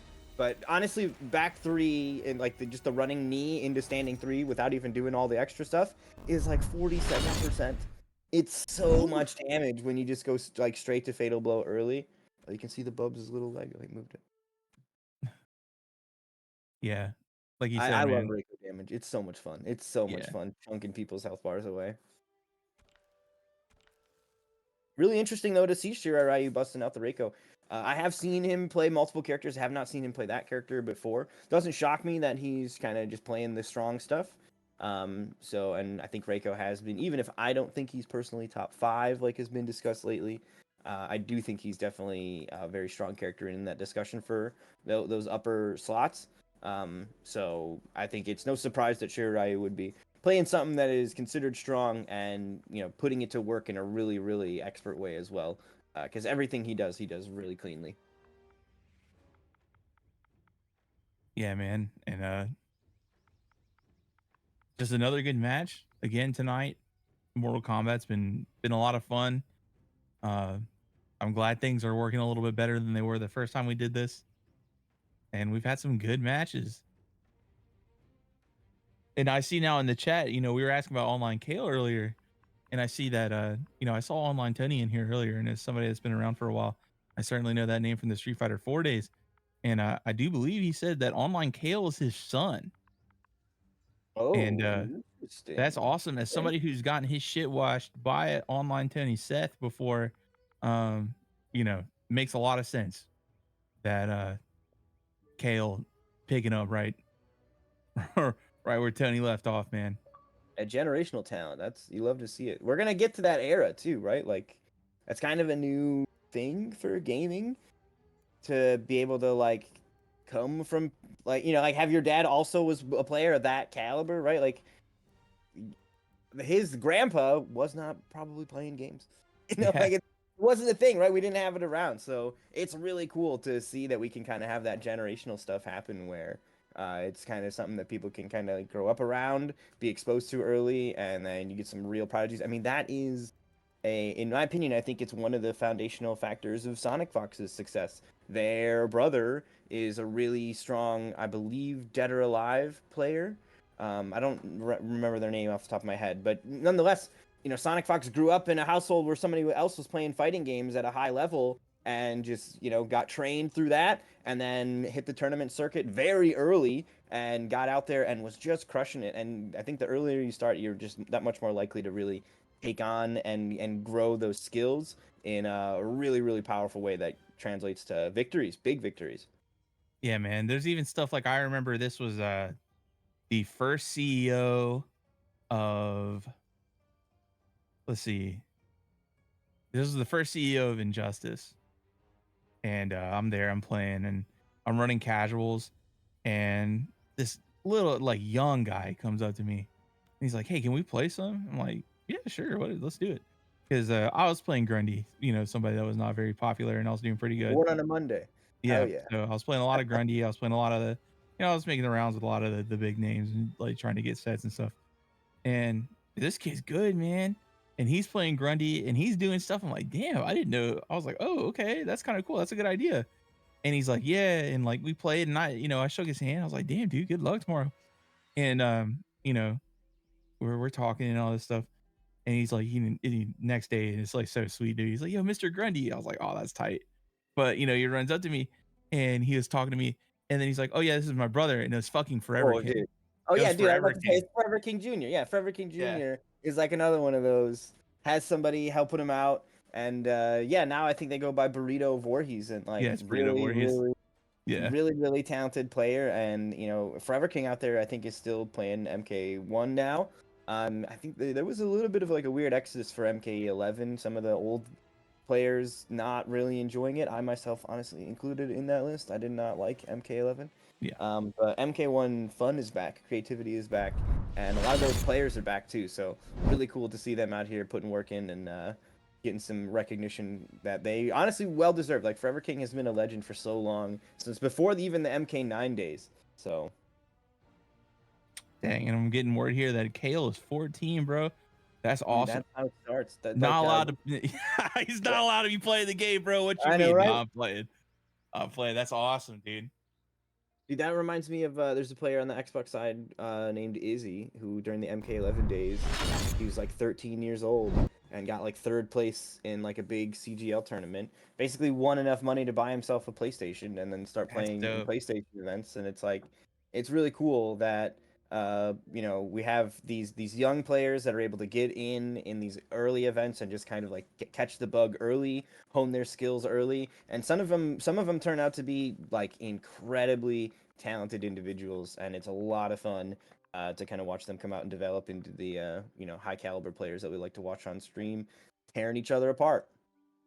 Yeah, man. And just like, you know, even just seeing people that from like I used to be an event grinder, on the East Coast. And seeing people that you would just randomly see in tournaments. I remember before K Brad got really popular, I ran like some match sets with him. I was like, hey man, you're fucking good as shit. And then like 2 months later is when he started getting, popping off. And I was like, okay, well that makes sense. I feel Yeah, right. I feel a little bit better about getting beat by K Brad. Yeah, I know what you mean. Like, okay, wait, hold on. They're beating everybody else too? All right, I'm not alone. This is fine. I can handle this. Okay, Okay. it looks like Isaiah's back here and Larry. All right. Once you're dead, Outworld's government will fall. I can pretty much guarantee you we're not going to see a timeout in this game. So this says winners finals, and I believe that to be accurate. So this is going to be for grand finals winner side, right? So whoever wins this gets the most comfortable seat in the house, and they get to kind of wait for the peon to fight it out below them. But speaking of below, though, look at this crazy air nonsense. Tried for an extra air dash in there. I think it was a little bit too high to get it, but Isaiah busting out the crazy stuff. There's Molina to get the nice conversion. conversion off like the square wave projectile too. Good stuff, man. Isaiah's really got a lot of this chameleon stuff just already engraved in the memory. Lots of good situations. You can tell pre-practice already knows what's going to happen. And that's really great to see on a character like this. Makes it really scary. Wow, Yeah. down 2 punish on that. Kind of gets him out of the situation. Takes a little bit of damage from the hat, but we'll take that. Yeah, it's Sylvester gonna get there, and it's only been 5 days since this character came out, and Isaiah already like locking in on some really expert use of this. Here's the glaive immediately coming out on availability. I did note though, Hello Larry had enough time to jump out of it, so it doesn't jail into itself the way that the arena one can sometimes annoyingly do. Okay. Oh, I was gonna say we get a hit here for Lair, and we know that Molina does decent pretty sizable damage, and it's gonna be on Natara, which would hurt extra bad. But the Oh, no. glaive Able to finds get it a jump in hard. from downtown here. Oh, the jump cancel there doesn't do enough, but the up block isn't there. Okay, ball roll. The Good, ball! fatal blow. Fuck it, we ball. And will this kill? Alrighty then, chat. Oh, there's Yeah, he's no certainly doubt. dead. It's super dead. Don't send this one to Actually, Say-Jam. I like that Hello Larry went for that fatal blow. I think that there could have been a grounded route to kill, but I think Hello Larry was saying, I'm not Keep it messing around. simple. Yep, keep it simple, get the kill. We'll worry about a more execution thick combo if we catch him again, because we got to make sure we put this Bat Lady down. Yeah. All right, no meter on the side of Hello Larry. Oh, doesn't need it to catch him off guard with that. The low hat plus the teleport. Here's a throw as well, starting to build first toward that first bar here. Ooh, catching him low here. Both the Kung Lao hat into the sweep. All right, we're gonna throw into the corner. We're gonna back up. Interesting. I wonder if he was possibly predicting that setup we were seeing earlier where he would jump and then air dash out as maybe just an instant reflex here. Oh no, no conversion. That could have been the end here. This likely will be, though, as Hello Larry gets the punish on the air dive. And that is game one going the way of Melina. Yeah, excellent play there. Larry, good damage. You know, good adjustment too. Wasn't thrown off by any of the chameleon stuff. And yeah, Larry taking game one. And you know, it was close, but it felt convincing, if that makes sense. Felt like Larry started taking control. Isaiah, not to be counted out just yet. No, absolutely not. Game two. Chameleon going to be sticking around as well. And we've seen some really solid damage output here from this Natara build. So any one of these stray hits could end up being devastating if Isaiah can find it. I mean, the biggest takeaway for me watching Natara is like, how do you wrangle in this movement? She is all over the place. We saw some decent attempts with the Raiden stuff, but Melina does not really offer that same level of air stuff to kind of combat this crazy air control Isaiah's bringing. Yeah, I mean, luckily it's kind of looked like he's been able to just kind of pick and choose his spots decently. Kung Lao hat to keep himself in, or like that one setup we saw earlier where it was Kung Lao had teleport kick. Oh, but the overhead actually catches him there. And now we're going to get another mix. What's next? Jeez, hard knockdown into back to Butter. Finds we got the a hit counter hit right there too. I think he's going to kill him here. Oh no, too high in the air for the teleport to work. Or the jump cancel. And that did not chip out. The hard to blockable, going to have to immediately break her that. I spoke too soon. Now, Isaiah does not have to go in right here. Has the life lead. There, I mean, you can just throw a glaive. Oh, the flawless block to avoid the chip out, I believe that was. Oh, low size both are on next chip. Oh, the teleport. Good stuff. That was a crazy round. Neither player's giving it up easy. All right, good to throw. Man, Hello Larry's got to be feeling good after clinching that one out. Green ball roll, nobody's home. Oh, that's going to be a big hit with no break to stop it. Likely going to end up in a setup with Kung Lao keeping the pressure alive. Hard to blockable again. And yeah, that Natara health is not doing him any favors.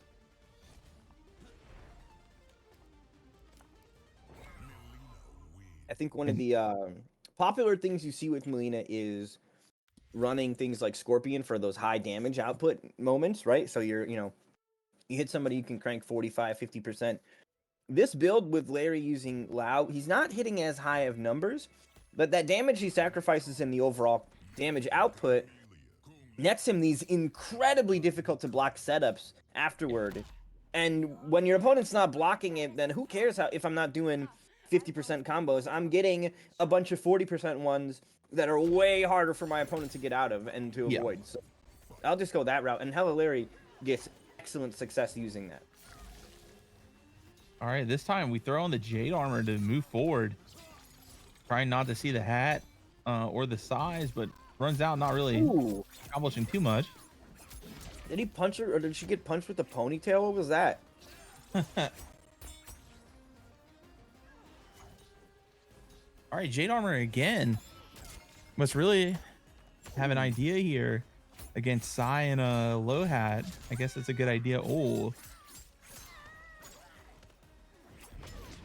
Okay, the lunge will connect. Not going to be any follow-up after this, however.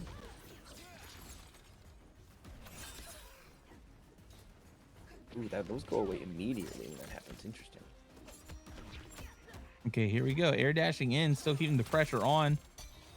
Katana fan, man, that just every single chameleon assist just seems good. That's like another thing about her, man. It's just like there's not really a bad option. Exactly, yeah. I can't say the same for Tremor. The armor and even the up lava seems lackluster, but Chameleon, all of those moves seem really good. Maybe the worst one is like the armor thing that she puts on. That right there, the diamond armor. But that players seemingly are using for a switch. That's going to burn through the armor attempt, and there might be death coming here. Yeah, and look at the health we just stole from this. Oh my gosh, and the fatal. Yeah, I think this is going to be it. What a play by Isaiah, bringing home round 1 here in game number 3 in style. Had Excellent to spend quite a bit to do it, though.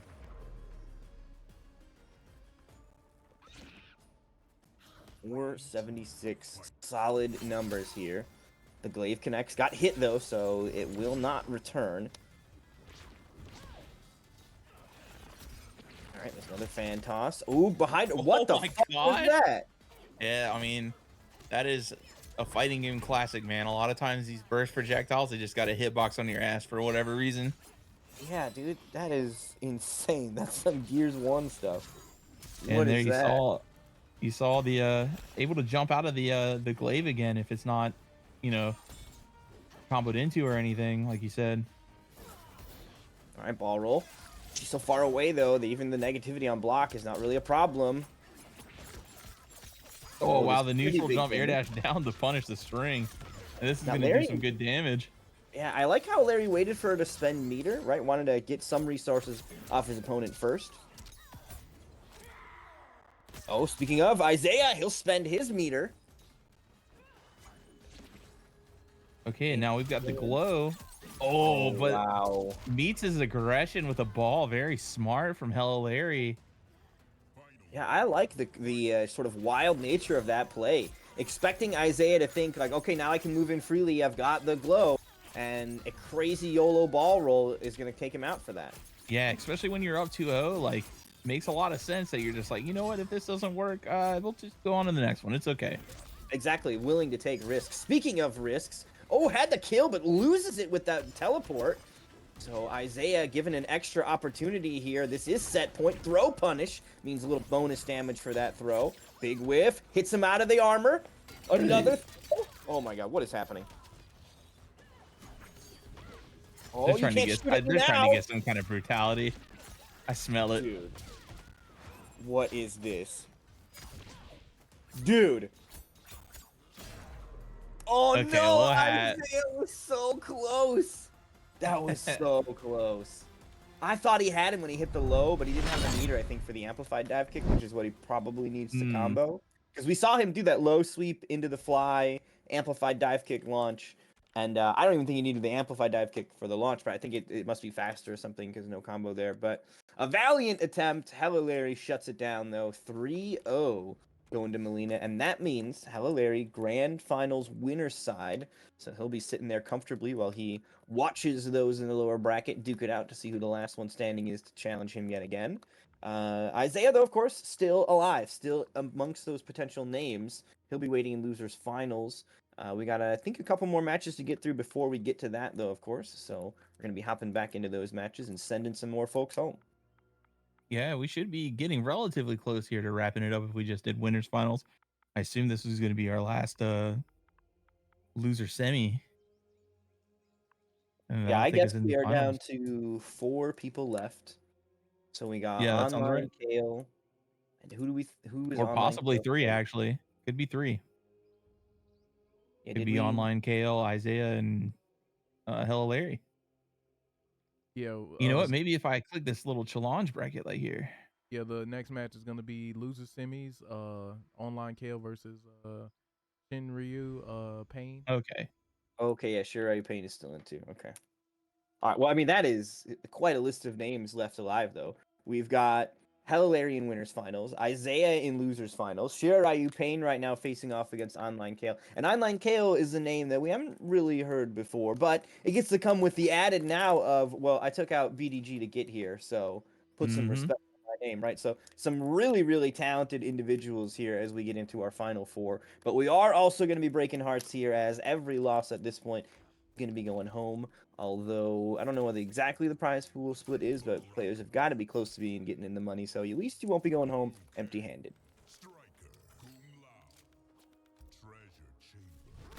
All right. Sounds like we were about to have our next match. Here we go. So Shirai Ryu switching up the character selection yet again. We got Liu Kang this time. And we're seeing Kale again with that tried and true Baraka striker combo. Yep, and then just not your turn. Oh, wow, nice little avoidance there. Liu Kang actually getting away from that. Big armor, though, from Online Kale is going to take the turn back over to the Tarkatan side. Tries to armor out, and Striker says, no, that's illegal, sir. Yeah. Oh, my goodness. Pull over that ass. Too fat. Okay. Man, that reversal also from Baraka just hits from downtown. Yeah, it goes super far, quite fast, gets underneath a lot of projectiles as well. Can be a very deadly tool, and he's going to close it out there with that back three. Nicely done by Online Kale, just relentless pressure. Yeah, he said, how many of these lows will you block? Which is a strat I actually really do appreciate. God, dude, Kale, those are 14-year-old reflexes right there. Seeing that fireball and immediately getting that reversal, that is some stuff that, you know, when you start getting my age and your knees start hurting, you ain't gonna be as good at. But right now, damn it, you're gonna blow up those projectiles like that. That is so impressive. Good stuff. All right, a little bit of grenades on block, follows it up with the throw. Behind in the life bar department here. The grenades keep him safe yet again. One last chance here for Kale. He will get chipped out by Shiraryu Pain, but we are going to be now going into our final round here of game one. Full meter on the side of the Tarkatan as well. So a lot of resources to get him out of trouble. Speaking of trouble, we got a throw combo coming his way. Kale will let this rock, however. The damage not too scary. Oh, do we get another one? Yep. Back to back, 44% from that. Oh, he's going to tack on a little extra. Oh, finishes that string. Okay. Oh, seems like that might have been an input error there. Ooh, Kale starting to sort of struggle here under pressure a little bit. Catches him. Oh, we've seen Kale in this situation. All right, there you go. That's game one for the Ryu. So very nicely done here. I like that Shiraryu didn't sort of falter in there. He lost that first round, but was able to keep his composure and eventually found the way to pressure his opponent down. Kale, though, of course, not out of it at all by any stretch. That first game might have gotten away from him, but we'll see how... I mean, we've seen the reactions. How about those adaptations from the 14-year-old? What kind of deeper strategy is he going to be able to dig into? Or is he just going to keep on going full Berserker Barrage mode and just hope that overwhelming force can get him through? He's playing the character for it. I mean, Baraka with Striker behind is a good pick if you're just going to try to overwhelm your opponent. Yeah, it's all we'll have to. Yeah, we'll have to see. You know, just exactly how you adjust here. Oh wow, did he just like perfectly space the grenade where he didn't block either, and he just gets to throw? Weird. Interesting. Some new bonus tech. And right now, avoiding the fireballs. Ooh, gets caught by that one. He will be able to get in here, and this is going to be a punish. Oh no, the grenade's actually messing up that combo potentially. But it still gets the throw. You know, it's interesting also, Kale regularly going for that back throw. I don't think I've seen Striker bust out the taser nearly as many times as I've seen Baraka get a bite. I mean, he just must be hungry. Yeah, maybe. Yeah, I'm not really sure. I don't know if there's any particular reason for that or just. I mean, the only things I can think of, I think Striker's throw doesn't do more damage. It's another 11% one. And he might be worried about Striker being not at his desk when he calls him, so he'll get a shove instead. So that might be the reason for it, but is this going to work? Young man reactions. Good stuff. How dare you try to shoot at me? I have the power of the law protecting me. Man, yeah, that's one of those things that once you find out that you're playing against a youngster, you got to realize that those type of things are now on the table all the time. Mm-hmm. They will respond. Yeah, they absolutely will. All right, flawless block coming out from Shirai. He'll take his turn back, but not for long. The armor from Kale. Oh, the backdash, man. If he would have punished that, I would have had some things to say. All right. Arm through grenades, but they're nowhere near. Oh, wow. The Secret Service, though. Striker eats the fireball for him. Kale getting a little overzealous with that lunge, though. He's going to eat the punish here. Uh-oh, drop. All right, poking away. Neither one able to find the hit there.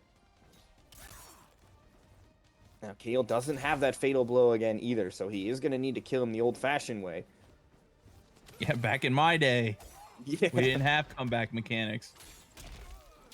Oh, here's the start of it, though.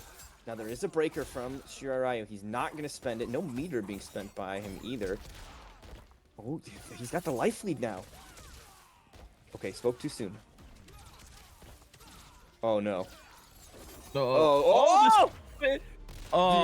man. Right before he landed on the hat was crazy. That was such a heads-up play, and if he would have timed that striker assist call just a little bit better, man, he would have been in business.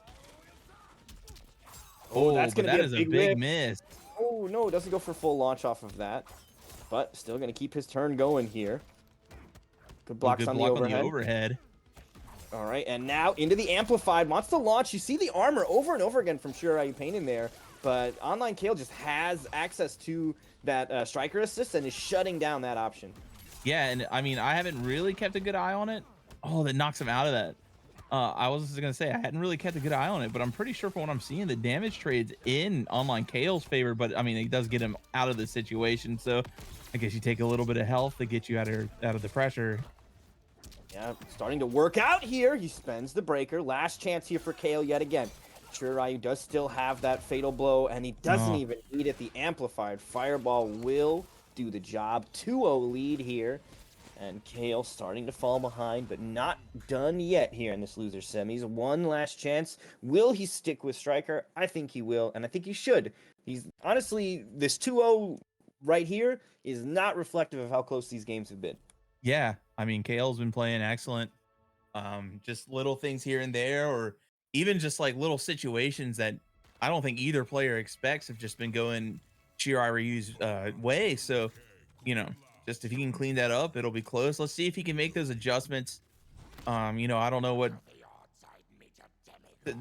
he can consult the Skibbity toilet. I think that's what 14-year-olds think are cool nowadays. You know, maybe get some guidance from him. Oh, the throw again off the grenade. I guess maybe it just does not have a ton of hits done or blocks done. And getting that first hit meter bonus too, really valuable. He'll spend that meter, gonna bleed him out now. Ew, and we break the armor. Uh-oh, wait a minute. I invoked the name of the Skibbity, and all of a sudden we are playing out of our mind. Maybe I can reach these kids. The overhead, and we get a full confirm. All right.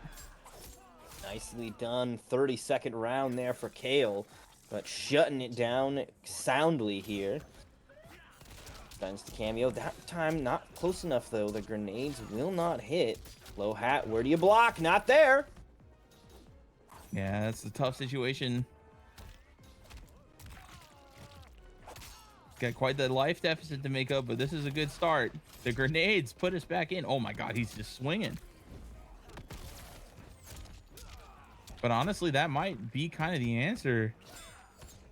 is some of these situations where you think that he should be chilling, all of a sudden, if we start putting on the offense, maybe we're got a little something of ourselves figured out. Oh yeah, he went for the armor break setup again. Yeah, that damage is definitely in Baraka's favor on that. Just not enough of those bicycle hits are connecting. Oof. Oh, big jump in, not quite close enough. Oh, no! The He's low got it! crush. Hello, is this a Oh, wait, he Tegan? didn't amplify it. Oh, no, he's gonna die! No way! Okay. Whew. I thought that he had that on that earlier hit. Uh-oh. Bold play. Never mind. And he gets the follow-up combo. It's not just Striker saves you, but now he's like, I witnessed him assaulting you. He goes to jail for that. Like, it's so crazy. Yeah, that damage is super in the favor of Baraka, and that's gonna. I was gonna say that's gotta force out the breaker. Or that's gonna be the round. Jump in. Oh, boy, he did it again. The jump over the low hat. Such a good play. And you know, Shirai was like waiting to get the follow-up. You know what I mean? Like, he's trying to preemptively go for it, and just off with his head. Online Kale, nicely done. On the board here in this loser semi match, and this Baraka proving to be quite the threat. Yeah, man. Great adjustment that game. Really shaped up a lot of the stuff that we were talking about earlier, and puts himself on the board.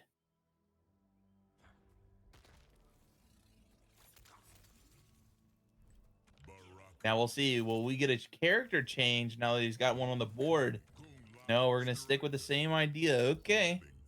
Yeah, sure, right. Definitely showing off a couple of different ones, but so far thinking Lou is his best bet against Baraka.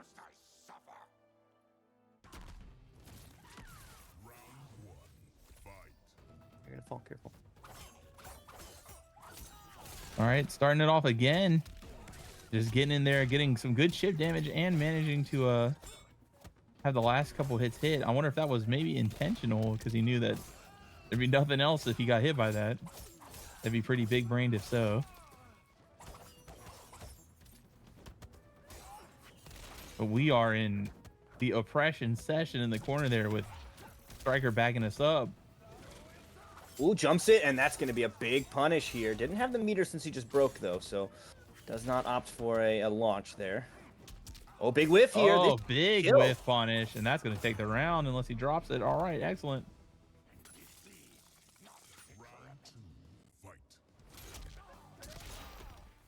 My goodness, Striker. Mi amigo Striker.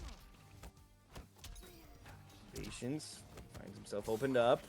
Striker will keep the pressure going. Oh, good challenge.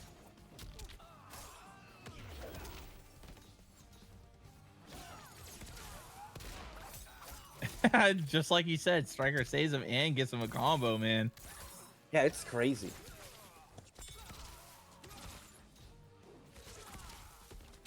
Ooh, okay.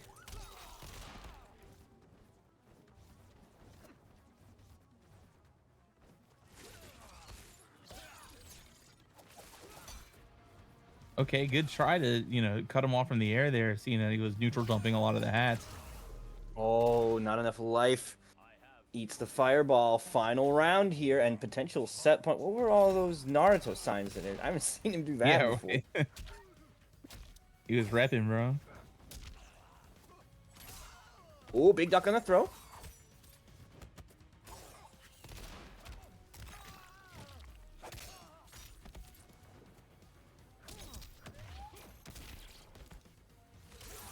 Okay, breakers to mid-screen here. Oh, catches him. This could be spelling signs of doom here. Oh. And that, oh. More touch. Okay, hold on. Last chance here. He can't kill off another hit, but opportunity is not going to present itself. Sure, Ryu Payne will close it out, but I got to say, Online KO, young lad, big finish here, making the list of names that he took out on the way to get here, BDG being on that, really nicely done. Can walk away from this one still proud that they put on a good show, and hopefully the first of many to come from them, because you can already see at this young age, tons of talent there, and you keep cultivating that, you're going to have some victories on your side in no time. Yeah, man, that's so impressive, man. What an absolute Man, keep an eye out for that kid coming up, man. Like that's just awesome to see at 14. Absolutely, absolutely, really exciting. That does mean, of course, though, that Shura Ryu Pain is going to be advancing on, and by advancing, he remains one of our final three, and he is going to face off against Isaiah in our losers finals match, and the winner of that will get the luxurious cruise straight to Hello Larryville and have to fight him. That sounds so much fun. Yeah, I mean, definitely 3 players we've seen all night just Mhm. delivering on top notch play. So Yeah, I mean, these excited are to see. regular Xbox Warriors, just deep, deep in brackets. No strangers to these situations where they're in the top 8, the top 4, the top 2 grand finals. You know, like these are places they've been before. They've navigated these situations.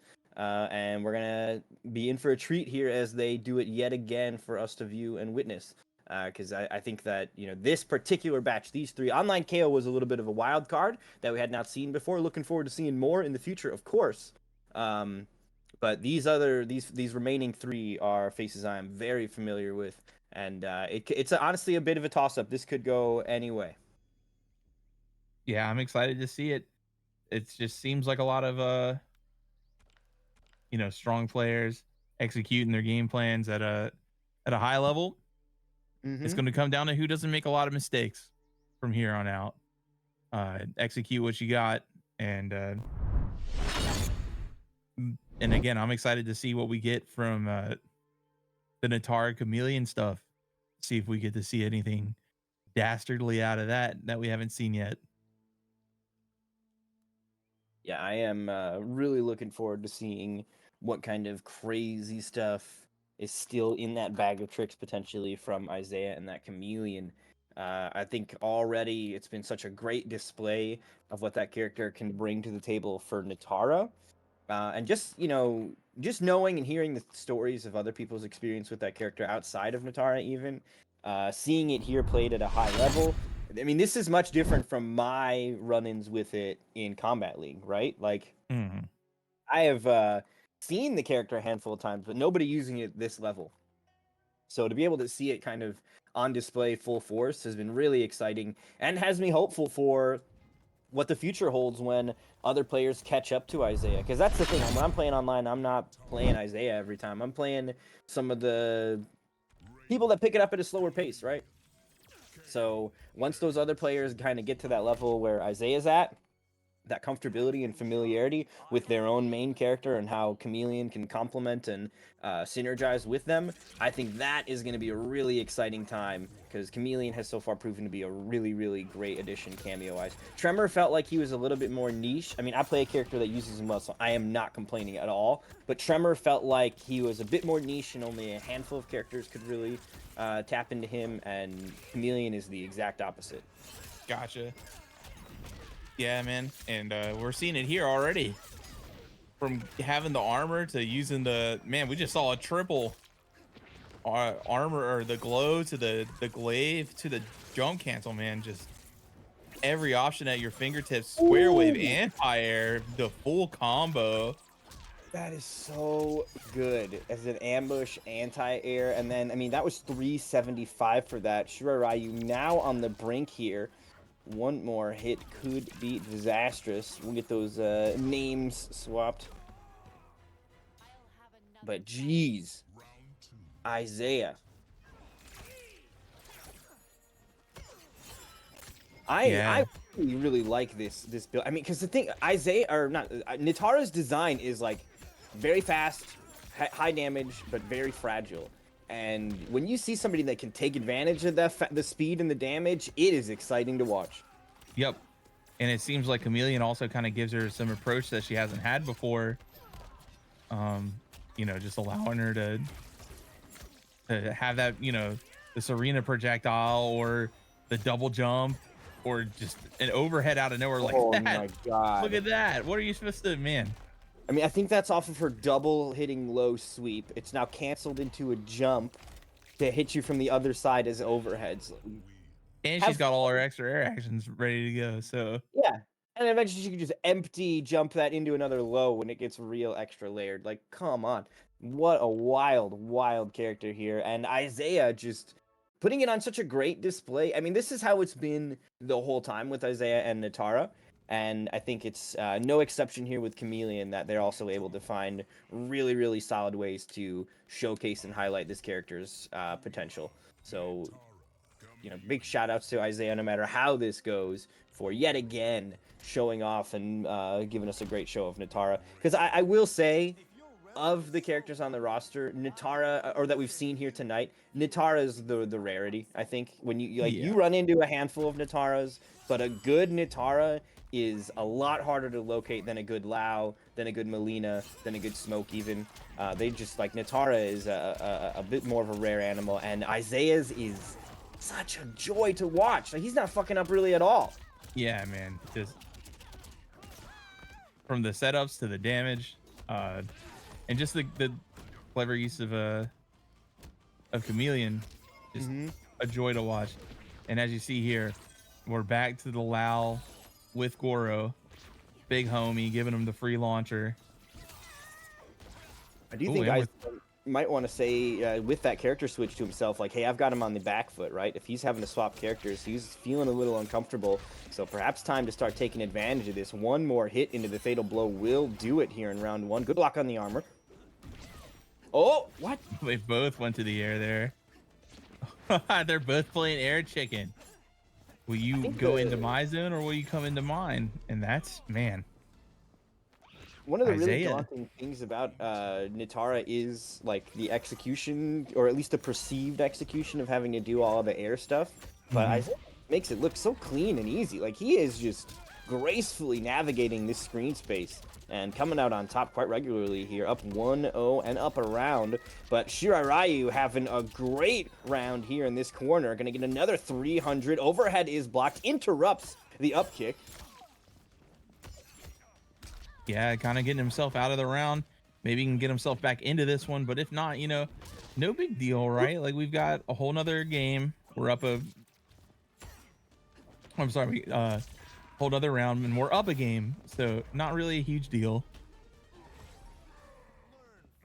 Ryu Payne on the board here. Round two going his way. The glaive comes back, but the armor will actually keep him safe. You got to be looking for that at all times with Kung Lao. As soon as you see that move, you know the homie's coming. There's that diamond armor to switch the cameos a little faster. Yep, and you take 50% less damage, so that dive kick did not do a ton. All right, here we go. Launcher over zone. Gonna go straight to the corner off of this one. Almost 35% here for the trouble as well. Oh, Melina gets hit, but not Natara. Yeah, he's doing a good job now, chasing her down and using the head to kind of control space. Ooh. Not giving her any room to breathe here to set up with Chameleon and go in behind it, I think is the idea. Let's see if he starts chasing her down as soon as, yeah, I was going to say, I wonder if he's waiting for the Jade assist so he can kind of prevent her from throwing glaive, and that's going to tie it up. Very nicely done here. Shirai Ryu finds the hit he needs and ties things up 1-1 in our losers final set. Now, I don't believe Shirai Ryu and Larry fought one another. Maybe they didn't, I don't remember. But so it'll be interesting. We either get a run back here if Isaiah advances, or we'll get a brand new throwdown between those two. But either way, we are going to be seeing Larry and that Melina. But up against which one? Yep. We're all tied up 1-1. Let's see. I doubt we're going to see a character change from Isaiah, but, let's see. Maybe he wants to try something different. Now, there is technically a Kenshi that Isaiah plays. I've seen it a couple times. But it seems to be a bit more of a backup. Maybe it was even an experiment to see if playing top tier would feel better than playing fragile tier. But the fact that he's back on Natara makes me think that there's a likelihood that we might not actually end up seeing it, but it does exist.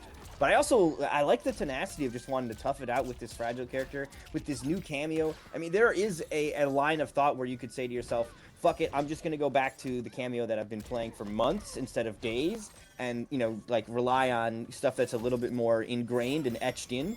But I love that Isaiah is like, nah, dude, we're here for fun as well, so we're going to be doing the new stuff because that's the fun stuff. Yeah. And I mean, at this point, you might be going to like, hey, you know what? I'm just gonna practice this, no matter how it goes. So in the future, because I think this might be the wave. Exactly. Yeah. Worth it to scrape your knees a couple times trying to get it off the ground. You know. Yep. So a nice little throw here will push Isaiah deeper into that fatal blow territory. Doesn't quite get the jump in there, but you could have seen how that could have been devastating if it went his way. Fatal blow still available. Oh, no way. He's dead. Wow. That was crazy. That's nice. That is a beautiful conversion there from Isaiah. Just the full screen square wave assist ends up connecting, and the conversion, the wherewithal to know if that hits, I can kill, and absolutely tapping into that conversion. Nicely done on the board here in game number 3. The lead now goes to Natara. Oh, it's the shove. Probably not what they intended, but you know, here we go. All right, throw counter. Oh no, what? does not block. That is an overhead, I suppose. Maybe not aware. It is only 5 days old. And just those little early sort of moments that do get worn off later on, but we aren't in later on, right? So we're gonna see some of those kind of, you know, getting familiar with it, mistakes happen. All right, dives away. Sure, Ryu Pain does hunt it down though. Okay, the poke is gonna get Isaiah out of trouble. Oh, gets hunted down, but good defense there. Not gonna quite get the opening Syrup was looking for. Yep. All right, we're gonna throw some projectiles here. Oh, Katana no. kind of opens that up for. Oh my goodness, you're right. Wow. Dude, Natara damage is no joke, especially with that Goro health. You're missing 50 from the get-go. That health bar size can be a little deceptive, and man, Natara is not joking around with those damage numbers. Yeah, not at all. And that's gonna put it up 2-1. Shirai Ryu on his tournament life here. What will it be? What character? We've seen quite a few tonight from him. What will he put his tournament life on the line with? Yeah, I am really curious if he's going to be making a shift. We already saw a switch once. We are going to see another one here for the third character in the arsenal, it would seem. So it is going to be Reiko now taking to the stage. And this will be the last stand here. Health-wise, we've got a 200 health difference here if he's still running Tremor, right? So Yep. 900 to 1100. But honestly, Natara does not mind. Like, she can churn out that damage, no problem. Yep, and we get a great hit getting both the Cameo and Reiko right off the bat. Look at that, 385. Dude, the low into the lead. What is that? How? I don't even think the low came out because I just saw Reiko just whiff his button. Yeah, I think he like avoided it. It was some weird. Yeah, I don't know if that was maybe the intention was to just avoid whatever he was doing on Wake Up and then try to punish him on the way down. But gets him to whiff and still gets it. But now Reiko gets his own combo here, taking him back. But man, a commanding start for Isaiah. Oh, the overhead finds its mark. Right. And rip a volley. Ooh, got hit before the glaive connected. Oh, a little bit more needed. Oh no! Okay, this is not death, but maybe it is with that Serena health. I'm sorry, Natara health actually. So. But yeah, but we decided to break it. We're not trying to find out. Nicely done, Isaiah, hunkering down, not getting caught by the YOLO slide. And that means set point now available to the Natara specialist.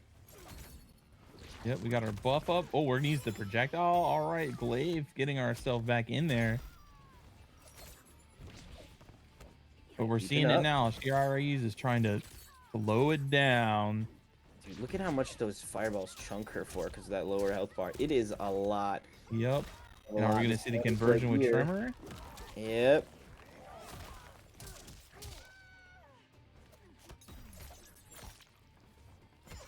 Okay, goes into the low, point blank. That is going to be safe. Flies in with the overhead as well. Gets caught. This is going to be an opening. No breaker on deck, but we'll build it soon. All right. Oh, what? It went over his head? What? Yeah, the glaive flying over his head was crazy. You can angle it, so I don't know if that was a mistake or not. Oh, it just runs forward. We're trying something with the armor again. Interesting. The first time Isaiah tried to run away from it, and then Shirai like took the same wild play, and then Isaiah was like, you know what? Never mind. I'll just swing at this. I'll be Yeah. honest. I think you can just swing at it. The flex armor really is not that good. There's that low into the dive kick yet again here from Isaiah. Keeps the pressure going with Katana. Flies to the other side. Armor will come out though from Shirai to put an end to those shenanigans. And this is armor scaling, so it's not going to be crazy damage. Yeah, but it's still nice. But that Oh, does yeah. mean he is out of a cameo for a little bit. Fatal blow about to be on deck here for... Oh, it is on deck because he got hit in the armor. Dude, he's going to go into fatal blow and kill him. He got hit with like No way this whatever kills. nonsense. I don't think it does either. I think they're scaling on it. Yeah, because And that was like a wake up somehow- reversal that he got Yeah. jump canceled. Pretty nutty. Oh, wait, did he do it off of his armored move? I He did believe it off so. of his armored move. Okay, that's what that was. He jump canceled Natara's armor. I didn't even see what came out. Nice. Okay, Although we're, you we're can't back kill him, at it just again keep with the swinging, you can't armor. kill him. Dude, the armor's awful. I don't know why you would bother, to be honest. I He must- genuinely can't justify it. He's got some kind of idea that maybe we're just not seeing, but I And haven't I- gotten to see it work yet either, so hard to Yeah, me say. neither. And Isaiah has the perfect answer for it too, because he's using that like 4-hit string that hits a bunch of times. Because essentially, what happens when you're in the armor is you can't be launched. Like that's really the best thing that it does. You can't be launched or knocked down.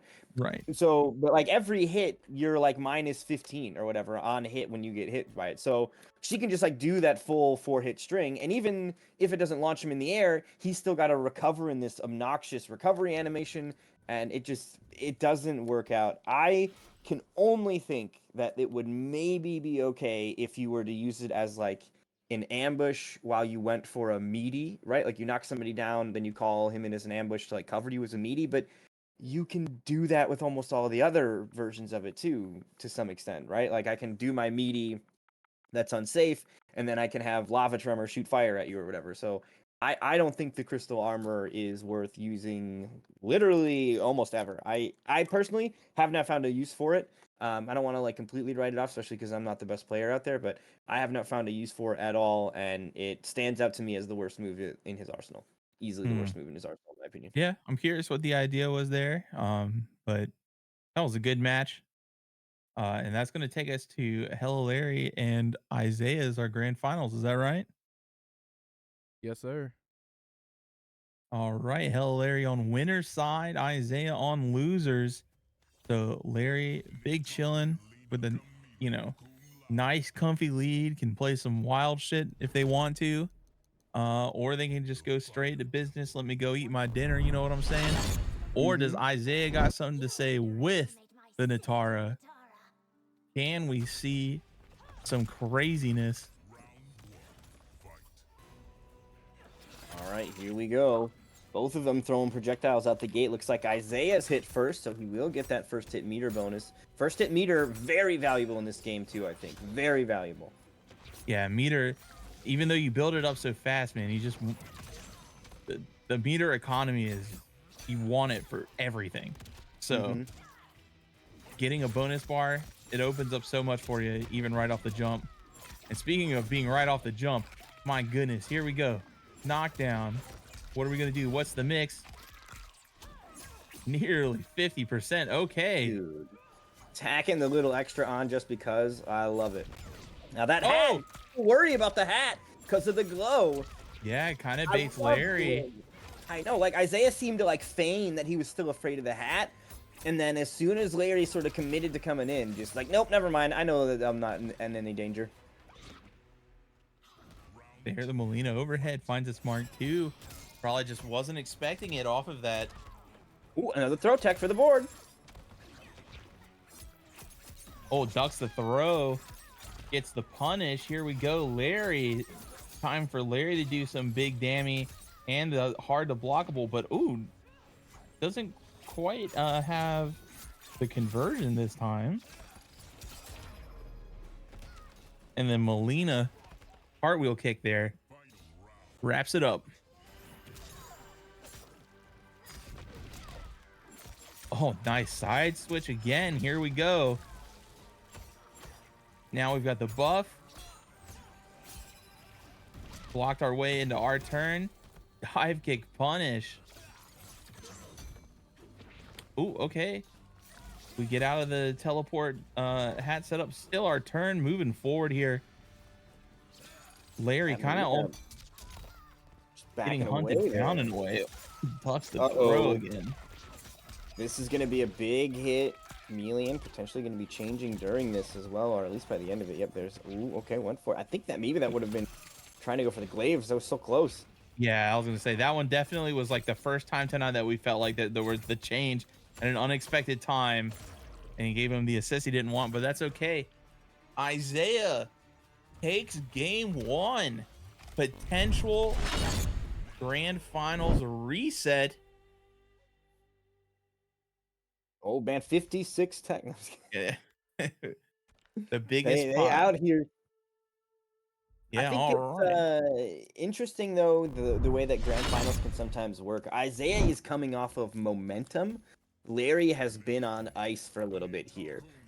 Depending on the player, that can actually be like a big swing factor, I think. So it'll be interesting to see if Isaiah is going to be able to just carry this momentum and turn the tides to a match that previously did not go his way, or is Hella Larry going to be able to stabilize here and turn this around? And the other thing too about it, a bracket reset, I think can be a really, really big like boon to the player resetting it. Like your mental, you get a big buff on that. There's momentum on your side. So Hella Larry, even though he has the comfortability of being able to afford a bracket reset, you don't want it to happen if you can prevent it. Oh, and we just got another tech, put it on the board. There's that setup again. Teleport in low hat. Jump cancel, we're coming back. My goodness.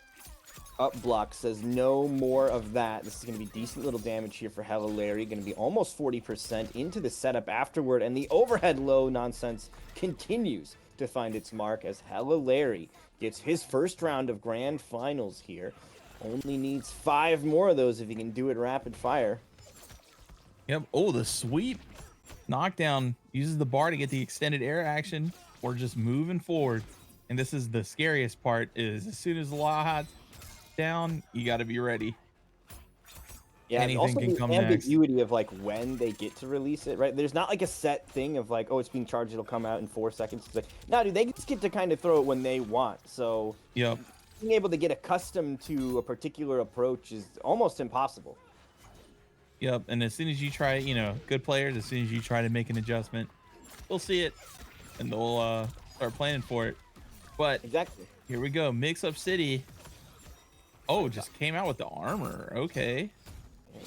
Maybe not exactly what I meant, but the Molina overhead. Okay. I think that Molina overhead has hit more times than it's been blocked. And on top of that, I don't think I've seen it be punished anytime it has been blocked. Like, I don't think I've seen anybody punish the ball roll yet. So the value that players have been getting out of that tonight, and by players I mean Isaiah, is huge. Yeah, and it's it's just surprisingly fast for the type of move it is, right? Mhm. Like launching armor breaking overhead, and it's that fast. Okay. Yeah. Because I think some. What Oh, was that? that was fucked up. I think he went to throw. So soon. That's a blocked ball roll punish. Yeah. Oh, Oh, no, no, he's and dead. he Fatal caught on the blow. loud hat. Is he dead? He's dead. Fatal blow. This is a huge conversion from Larry. Wow, that is big. But I almost want to see. I want to see what I thought I saw, which was run up, throw, but jump cancel it with katana. So their throw tech comes out and then just eats them up. That was. But unfortunately for Isaiah, as sick as what I thought that was, does not take the game, and Hella Larry ties it up with some good play. And yeah, here we go. Put it on the board. We're up to 7. 3 more, and we got an extra $5 to the pot. Very, very nicely done here. I think that is really, really impressive. That throw setup that Isaiah had was really cool, but in the face of such insane offense coming his way. Hella Larry just maintained the composure, and he didn't just like pick him up off like, oh, you did something punishable, I get to win. That was just like a weird little pickup where he bounced off the hat, and Larry was just ready for it. So really nicely done by Larry. Another throw tech. Now 2 away from getting that pop bonus here. Oh yeah, and you have to wait, man. Just having Lau just back there, and you have to wait. It's just such a oppressive feeling. It does not feel good whatsoever. Yeah, his presence is enough to like already shift your mental mind game about how you're thinking about the approach and whether or not you can actually do things. It's crazy. Just his And- new approach. And at launch, they thought it was okay for it to be plus. Oh man. Oh man. All right, and there we go. Larry keeps the train rolling on his side. That overhead low, hard to blockable, proving very difficult for Isaiah to deal with. Isaiah will punish on the attempt to get out of jail with the teleport from Lau, however. I think that's the second time that Larry's tried that, and Isaiah has busted that open times. So I'll be curious if Larry really dips into that well too many more times. Isaiah proving he knows how to handle it. Yeah, I wonder if it's just some kind of, cheeky thing if they're going for a slower button punish. Oh, tries to find land with the air ball, but does not get anything. Oh my goodness. was that? That was the katana fan lift, and then use the dash just to use your air movement that you hadn't spent yet since you were lifted by katana, and that throw is going to take it. Man, that must be Chameleon up with the plateau Tara damage. seems awesome. Yeah, that is a lot. That is a lot. Very deadly. I mean, just leaping in like that, and then all of a sudden you're behind your opponent. That's so sketchy with Natara. And very nice conversion, seeing the low hat connect off the jump by Larry there. Good stuff. All right, we got the armor on. And we blocked that. Nice. Oh, Glaive. Serena at home. Oh, the weight. Expecting the reversal and just says, okay, I'll grab you. But return fire grab from Larry. This is one hell of a set, man. Fatal blow available now from Isaiah. 60% is a little too tall of an order, but a couple more hits and it will be within range for Isaiah to close it out. I think a little bit of a drop there. Uh-oh, this is death. Oh wait, fatal blow, or sorry, breaker. So breaker is going to be there. Next touch should close it out if either player can get a real solid launch going. Careful. Oh, didn't believe. Shout. Okay, 20 seconds left. Isaiah behind in life, but only by a smidge. Yeah, we're gonna probably come see a glaive toss here in a second, if I had to guess. Oh, whiff punish. Okay, nope, too slow. The Serena glaive, or sorry, the Jade glaive's not quite fast enough on the startup. Big overhead. 3 seconds left. Oh, the down. Oh, that's tough. That's That real is tough. I don't know what the answer is there. I think it like because the one thing I'm thinking in my head is if you do like fatal blows on block actually do like a chunk of chip, but they also have the thing where they freeze the timer even when they don't hit. So like the timer freeze or whatever that happens through the cutscene, you get a little bit of that lingering from just the activation cutscene. So there would have potentially been a possibility if he does that on block, then Larry just does his on block, and like if it doesn't kill, then and the timer's not gonna get him. So I don't know. I'll have to do some more labbing on how reliable it is to try to fatal blow close out via chip, because that was what it was gonna take there with how close that was. Goes again for the get out of trying to get out of the punish with the Kung Lao teleport, but again just Natara's buttons are too fast. But fortunately, Isaiah did not hit the full combo, even though he got the hit. So I guess mission accomplished. But now we're cooking what's going to be the mix. All right, we just back off. Okay, we use the katana lift, and now we're in trouble. That's all you can say there. Oh, there's 9. One more. Oh, Lao hat. And we reversal out. Oh, the overheads connect. Larry gets the hat conversion. There will be a break from Isaiah. Doesn't want it to go like that. Not standing in the blood circle anymore. And Larry just backing off. He's got the life lead. Does not need to come in at this point. Oh, good jump back dive kick. Katana fan. Okay, what are we gonna get next? Oh, what the fuck? That was some NRS hitbox if I ever did see it. fuck? They weren't even looking the right way. That was cursed. Oh, another great jump back dive kick. Oh, and we got Glaive. Okay. Larry looking a little rattled by that ending. And okay, I wonder if we're gonna see. Oh, okay, no, I was gonna say I wonder if we're gonna see Molina Ball here as a mix-up, because he did call the armor to switch into Molina. Oh, okay, Katana now available. Big overhead, no up blocks. Gets the hit, doesn't go for the follow-up though. Was maybe a little too far, wasn't feeling confident about it. Good punish. Oh, there we go. Blocks the ball roll and gets the full combo coming for that. Oh, okay. And oh my that's goodness. terrible.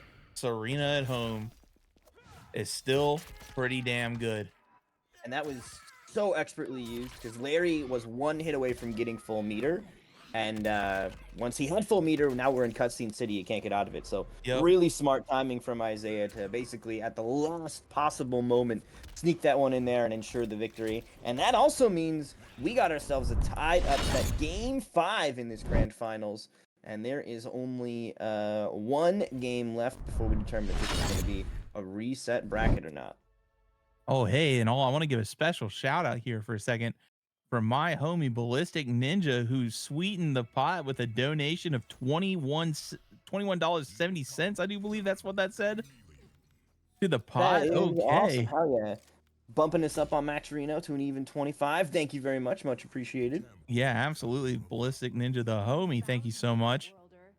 And oh, it looks like Larry switching to Tanya. And the cool thing is that makes the pot $100 now because of the $75 pot bonus. That is awesome. Our players getting fed tonight here. Who is taking home the lion's share, though? Isaiah wants the bigger chunk to go to his side. All right, Tanya, another character kind of like Lau. I don't know exactly if Tanya gets the reversal setups with Striker, but oh my goodness, we're just seeing the Molina stuff do so much work with the lows, man.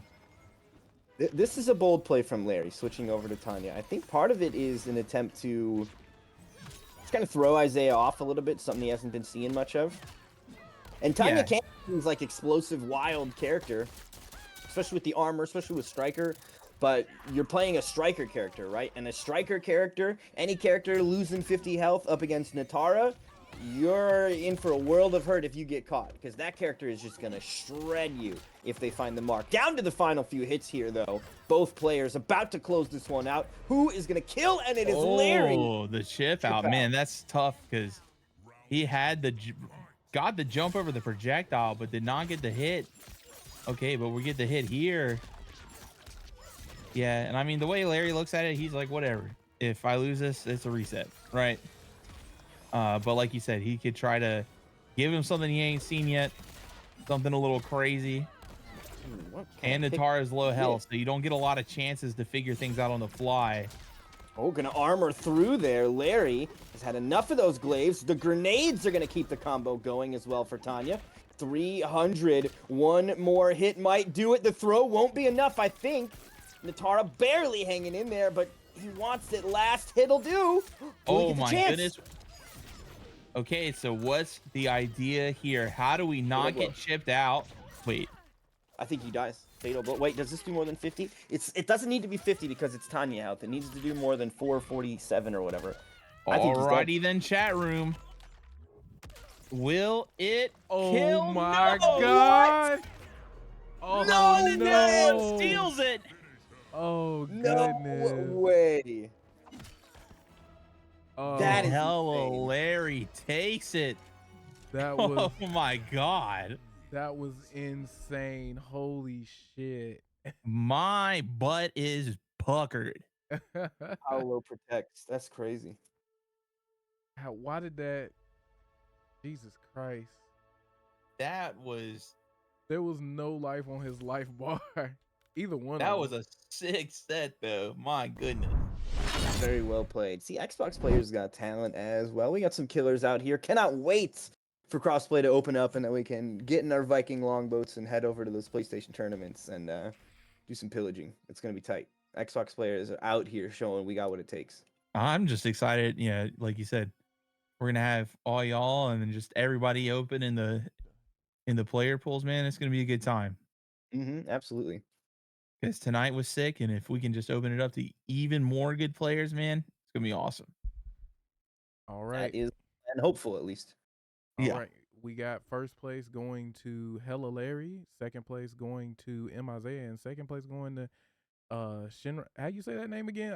I'm messing it up. Shirai Ryu. Right, Yeah, right, Pain. Shinra Ryu That being Pain. said, I have never had him confirm this. I just am assuming it's a Mortal Kombat like reference, and he's never told me I'm wrong. So Okay, yeah. Shout out to them. Shout out to our top 8 players. Great games tonight for sure. We were so close to that bounty. They almost got it. Yeah.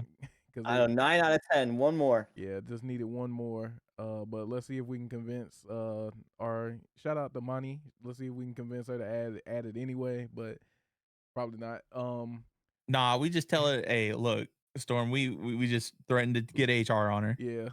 We got the files, bro. Yeah, we got the tech. But yeah, shout out to you guys for commentating. I really appreciate it. Shout out to the players for sure. Where can the people find you, Dream Eater? They can find me on Twitch or Twitter, I guess, at DreamXEaterX. I play Reiko mostly is what I've been doing lately, waiting on crossplay to come out before we start doing stuff for the Xbox players. And at that point, not just the Xbox players, right? For anybody that wants to come play. But until then, I'm just playing Reiko, throwing stars at people. Got my homie Trevor bringing the earthquakes, and it's a good time. That's facts. DJ, where can the people find you? People can find me on Twitch on DJ Bronze League. I stream quite a bit. Actually, this Saturday, I got a big event coming up on the 27th. My monthly show called Nexus Wrestling. If you like video game anime characters fighting it out in the WWE games with edited matches, live commentary, all sorts of stuff, high production value, come on through. We got a trailer on my Twitter, which is at DJ Bronsley. You can see what it's about. And soon I will also be starting my series in Granblue to get a character to master rank using this Fisher Price controller that we modified to work as a real controller. So, you got to let them know that their character is dumb as fuck if you can get the master using the Fisher Price controller. I mean, you did it with Honda. You got Honda the I dominant sure did. Street Fighter, so anything is possible. But anyway, guys, that's it for us. You can find me at Surging Storm GG, Twitter, Twitch, all that good stuff. I'm gonna play a quick ad and then I'm gonna set you guys free. Thank y'all so much for watching. Have a great rest of your night. Claim those Matcherino codes. Check out the Sweets events at thesweetsevents.com, and we will see you next time. All right, peace. Later. Everybody.